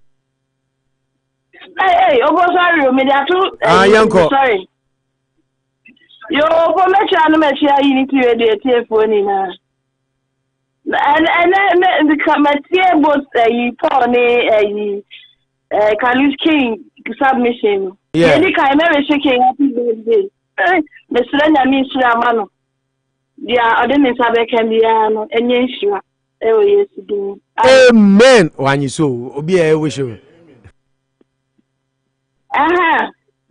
na solutions me king kan solutions no am say asa mo opposition na solutions ne bawo omo beti na konya ne so a solution am say na ayira ko mebra Mr. Disoso auditor general's report and auditor general's report and yes Ghana higher auditor general's report by Brazil 2014 Obi koto kube ba $100,000. It is true. It is not true. Auditor general muto kube. I know Ghana. Just wanna catch you. It is GFA for expenditure. It is true. I'm a sports journalist. I saw it. That is true. Very true. Kubedi and it is very true. Ya koka ya Ghana for koka ya no. Ya yi sports minister and free sports ministry one me say president Nasi. Yeah. Flat out. And to say if Kalusha say they are all the same, I agree with him. They are all the same. When they are out, they have all the solutions. When they come in, they come and do what they like. They just want to place their minds. Only they have all the good solutions. President Mahama, we use the government side. He was in power. He had a small amount, or he had a small government side. What was he able to do? After na sign to Abama on sign brana, they are all the same. They are only na dukadaya. Sa COVID funds here or muken. They gave individuals. They gave individuals, some funds to boost their businesses. Those men, and this is what they see on Moka said, on Wanyashi. They were the ones who actually even benefited more from this COVID fund. Who records the Teresa Mamiaba? Oh. Who said police stations near the Adinina? And don't you be an Oh, that be upon me. I'm not in the business. No, I shut down here, so I didn't even go for it. But I know people in Medina, Zongo Dancina, they actually benefited from it, and they are paying now. So I say, yeah. At least some got 800,000, depending on the size of your business and the amount you apply for. And someone can say it has been misused. Fine, but some people actually, benefited from it. And see, more can Mr. Bisoso can say, near who be that? Or better and the papa be an the same document, yeah. Into money, yes, to say, be an angel, no be a devil. They are all the same. Okay. Thank you very much, Pantine Government Hospital. Namami aba free here. Kwajo boguma injo. Obo yabada tuni madu apa mo ya bua ma konkro Ghana. Obo assembly ma ba bibia wo bia o te me chiani yepa. Obo ya monitor no bi mna binam temra ne ya kono.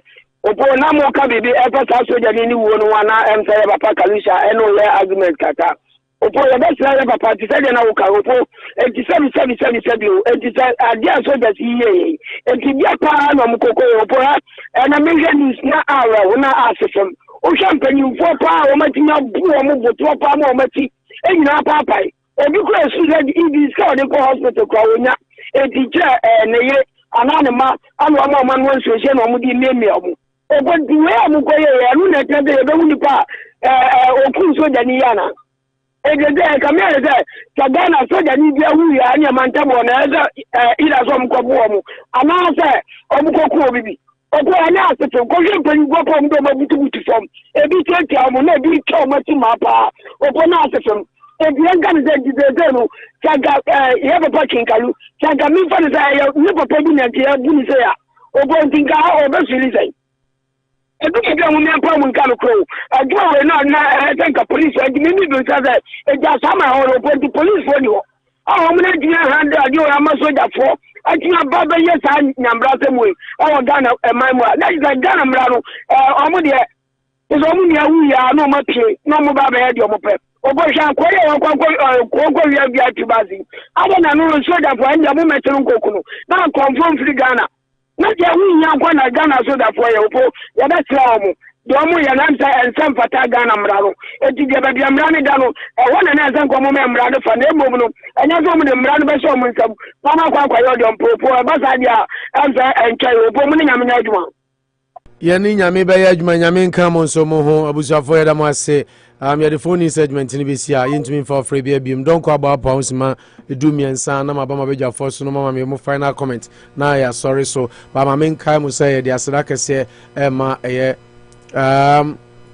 in meko mutaye Dream Africa Market our 369 Bencourt Street se ba no se o pe be edi udwade a na a dream da so na abamu no Dream Africa Market omo boy djuma yi pa o se bra be di udwa nyina e wo ya so ye na NCSU na bibia so ntumi konkan the only African market omo coffee spot ko outminum coffee any bibia Dream Africa Market Millbrook Street Benco Street Lincoln area ho bra be di udwa wo Dream African Market Dream African Market Titi kama wie edebasem opo mitiamo obecha wonim so be freda da on frɛ afa ye be sane over ve na be frɛ opo ya na sometimes me frɛ on pick me frɛ be about sometimes when I call you don't pick it up to da on so beto nipa 5 for chi sama ka say on the line if afa it say sa no was try kakra anyway by intio yo opo yes sir I just want to comment on the action by the military. We are all human beings. A military man is also a human being like all of us. Yes. And individuals always meet their untimely deaths. Yeah, people meet their untimely death because of something. So if a military officer has met or people beat, or it's unfortunate that thing happened, but why should somebody authorize the military to go into the town to start beating everyone? Where would this thing happen on the earth? Where? It tells you we have a president who is not serious, who doesn't know his right from his left. I cannot imagine that a whole minister will come out and say that action was authorized. And up to now, such a person is in his position, and the president is so quiet. Listen, all that has been going on in the country, Nana Dodakwa Akufo-Addo is aware of it. Everything that is happening, any bad thing that happens in Ghana, Nana Dodakwa Akufo-Addo is aware of it. Because look at what has happened. What is he doing right now? What has Nana Dodakwa Akufo-Addo has done? What has he done? This is not a serious man, and unfortunately, Ghanaians voted for such a person to lead them. Unfortunately, he has no mind. When we say intelligence and you're knowledgeable to rule the country, Nana Dodakwa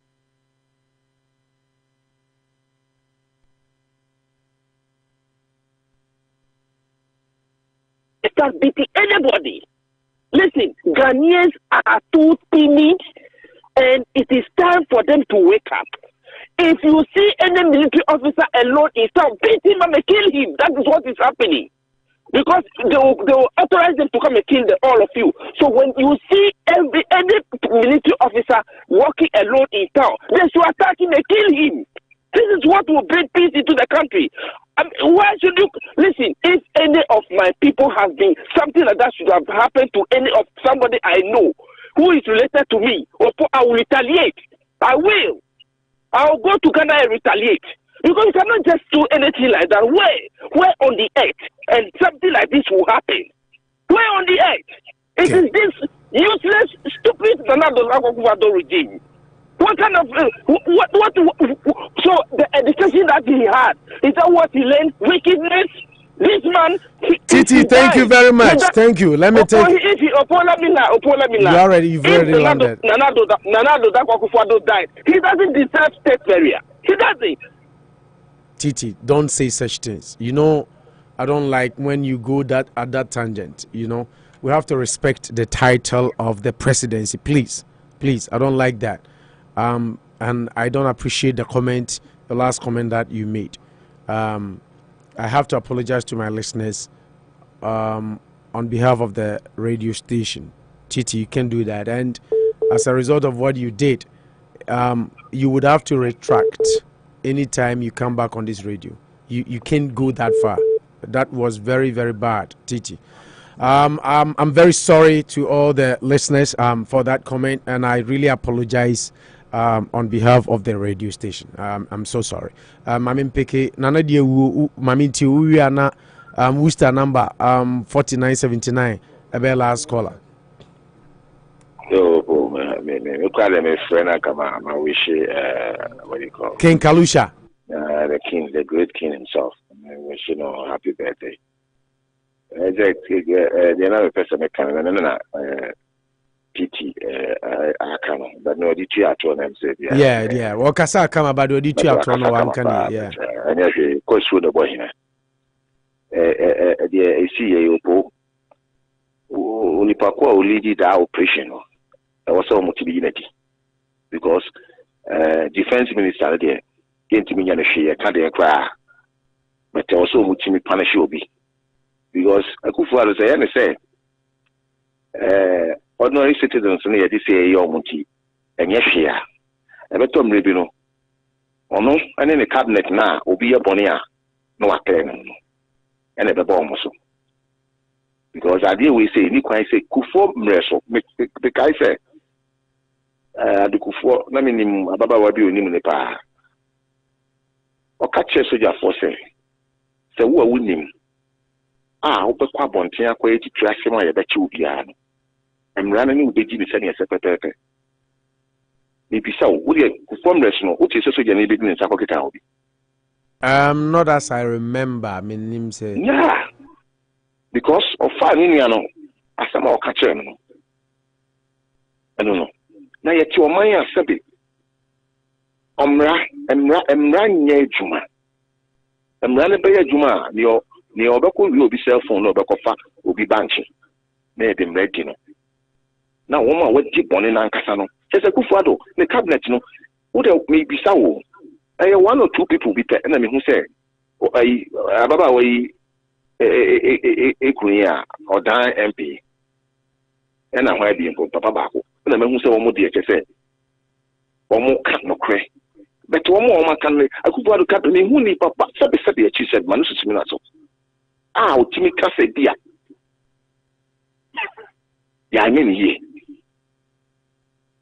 mo je de bia no makoma ade o kan di ni na koma so bone so kese in fact nya wota maklo ani Kufuo nya me onhia wo se na wo mo kasa ye bet ne ye nti ase na ya traffic and why pasta opo mama mi kaso na na o twe ho entia wa kwa abanya pressure Manosi. That's it. None of you. My main father, next caller. Bacho, 4979. Worcester number. Another Worcester for Maba last my idea. Bacho, Hoyon. No, me, I watch it. A jabber if I pump to say. Me, dear, no boy, when you mean a Brufa Busia. A jabber for Busia, former president of the Republic.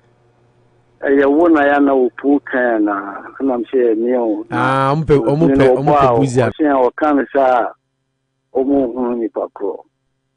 Yeah, the point I mean fret. Utiba on fret. In fret. The name of my friend. You run over Cataya. And son of me, Ebay. A mama bay. You were whole crying, say the chair again.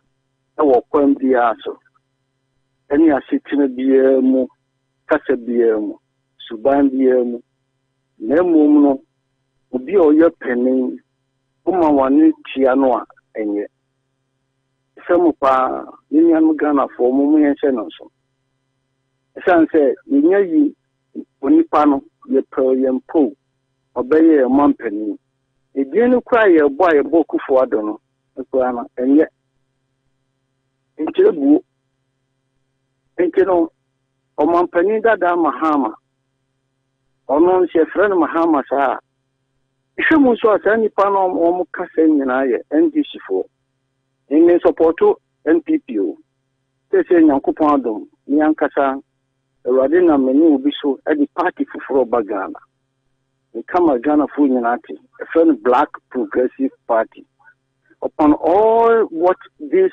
various governments governance the buyer and engine that prompts me through the prayers ama sadena eba nese bia me kan ye to me ho ye mo me pese me tie nyanu nyadwen eba ho so se ye ma ye kasa mu mrinyam entumi mu omampani dada amahama entia dia sedie unia no wo no studio hono wo kasa ni ade no enu kro ne ba no the send message bro one kai especially bro for no amu use no and angaza kra min kai messages me be kan ni na yeah bro for no amu use no bebre no enye emoa umanye kondo ni nje ye kasa ho umanye mu ye kasa umanye mu ya mamre eni ya mane enu na kirese ampa ye bibre mu fo enu na kirese ye Ghana fo emfa won so ye sirimi uto krom kasa ni yaka asa bia de ma wo no ka na ye yaka at least bofo no baka kra na e ma no noso en sin fi no a obi ati bie no what you say enti me samu pi afenso atendidie ni kasa ye ka e de bobo ama mpanifo no ama mpanifo no ni kofi ni obi anya de ne sa mo ma obuo no ni anidie no anya dwuma ewo ya setran ye kasa mu e damase yes that's a jabrifa okay Unity Radio 1039 yeah, sorry so bad before that mami kind couple of messages from Facebook but me try kind kakra and he say mami abasi same happened with Major Mahama. Now his children are orphans and the wife is widowed. People think the military are not humans. Just listen to what the last caller said. He should come to Ghana and try. They will beat him too. Oh, Titi Diana no can. If the soldier of in, if the soldier, or see if the soldier or any of their relative, would they have said that if the soldier were to be any of their relative, would they have said that the soldier was also someone's son? The mom suffered to put him through school, and now that he has passed out, his mom would also enjoy. You take his life just like that. I agree they should beat them small. Mamia, but what I can say, I'm shocked. Nobody is saying say what happened is good, but maybe pointing is say you can obi born obi nyahwe untimi nkwachi nipa bebre mo omusa no na meme Isaac Mensah second Kalusha, please, it's good to criticize, just accept that Akufo-Addo doesn't listen to his people, and the best solution to solve Ghana problem is that Akufo-Addo must listen to his own people to avoid criticism, because he doesn't listen to his own people. Cut down the size of government, kick Uforiata out, he doesn't listen. So what solution do you want us to give to him? Ajabrifa also message never. Okay, my member say Ajabrifa Buzia with the rock your back. Bring the third force. We the youth will rally behind you. We are tired of the twins. Atani ata. Hey, and this Indian BBS from Atani ata. Mamia in the Ajabrifa when you want supporters is here Ogano. Political party na Olanche when your supporters is here Bako. Ewo Ghana. Salina Hene. Mama Gucci Afro. Mama Gucci Wafro, I wish you happy birthday. Onvro. Okay. Wasi, good job, guys. Does she know today is your birthday? Yes. She knows, and she hasn't called, texted, nothing upon all you did on her birthday. Why energy title? Oh, push! I don't know. Push the microphone on my backside. Musta Mayor title or yeji few semana. That's my kind. On tiase. Oh, ye boy, you. Osa po we ho. I buy you book on tiase. On zo do ho bi rem. Okay. To turn around and tell us when he comes again, we'll scrap it after enjoying it. No kasa about Mahama. I say Mahama ebe enjoy Esgracia. What dear we o kaso bi twem wan twem. Oko ba ya federal oko na opekwan ba. Also be san bi twem. The way Paul is shouting there, my only question is, if their candidate is truthful as they are portraying, why is he still talking a little over? Why is he still taking a little over 22,000 as salary now, and took over 250,000 as Gracia? Happy birthday to Ken Kalusha. My greetings goes to Chief Alan Chamatin Nana Ujambuama. A message no. Victoria Ayim. Ese Ken Kalusha. Happy birthday to you. Isaac Mensah. I'll say thank you, Opo National. Opo, please, my Ken Kalusha deserves 7 cakes. I think they are kind. Sam, I'll say happy birthday, Ken Kalusha. Age gracefully. May you never lack. May new doors open for you. Sam.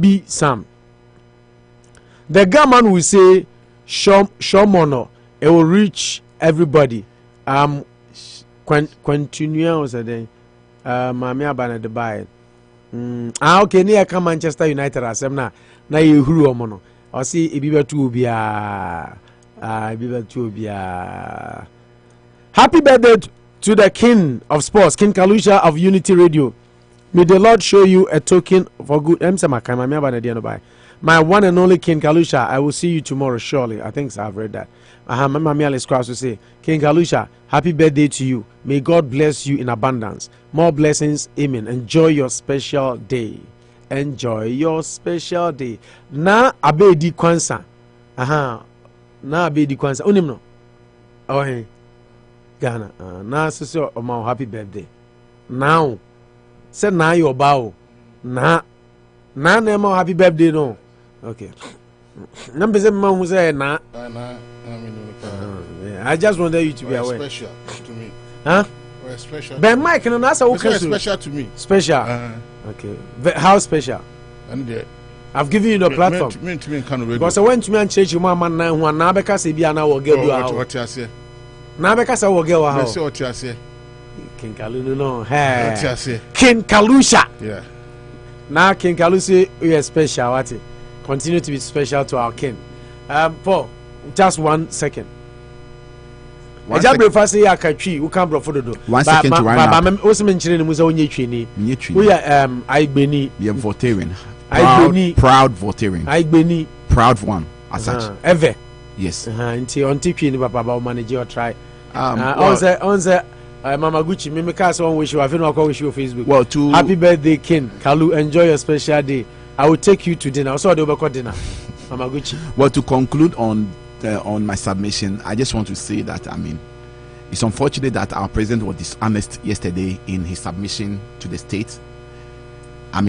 Most of the things that he read out to the state are lies, and it seems he does not understand or does not live in Ghana with the rest of the good people in Ghana. Okay, thank you. So for me, I will plead on him that corruption, insecurity, suppression of freedom of speech, all these things, we pray that Ghana will overcome it as we move forward. Kalu. As we speak, Akufo-Addo is suffering himself. Bawumia is suffering himself. Kalu Yango, Medum the mic and Yango. About the can say, or man say, a money ye, and the can be a befasubiana, but both parties, you know, and I buy better to our journey. Now, maybe the man can say the value is the same. They say, you don't need to go back to politicians, you know, the dynamics of politics are changed. So they also have to change their style, and for the country to move progressively. But don't mouth neto no ya bre any neto no. They have to do something special, or something different. Neto, no action, talk only. Kojo Alan Chamatina de Bay. Mami Aba say it will put them on their toes not to take laws into their own hands. If we said we are beating all those who chase people's wives and side chicks, like how many will remain? No, Mami Aba say untiminko kase obinzo akobi ega ho ama yakobo nti yemmo innocent people. Me problem we me chairman ago. Chairman Kojago. NDC mpanyifo nya mcho. Cha atiefo nya. Atiefo nyina. Na ne ka chairman Louis say. Me who so be from honey. My wife. Honey. My wife. Ne ka chairman Louis say. Osua mu show me no. Omunti minji vacation biom because maji vacation ama base ma be yo mutu edi no. Ono chairman Louis wa friend Frank yeah, Thomas Yakofanius. No, omo test omo bribe Kalusha with so on distracting me. Now next time no me bada ka so distracting me mfi no. If you know man kasa. If you know Grema omo twist omo send test message. If you know Grema kasa Akufo-Addo atwantro bi wo twantro cause utwantro pa. Wo twantro Akufo-Addo twantro. Me twantro no ni Louis number. Ni Franco Bruno number. Any found me say omo afre. Twantro pa. Omo na kasa omo ka say on distracting me. Okay, I was all I can no play make jacket oh boy. Sometimes we have to share some jokes. Don't take Paul serious. Young Congo fan news no family mo nyame had much na no mo beto aso. But then I say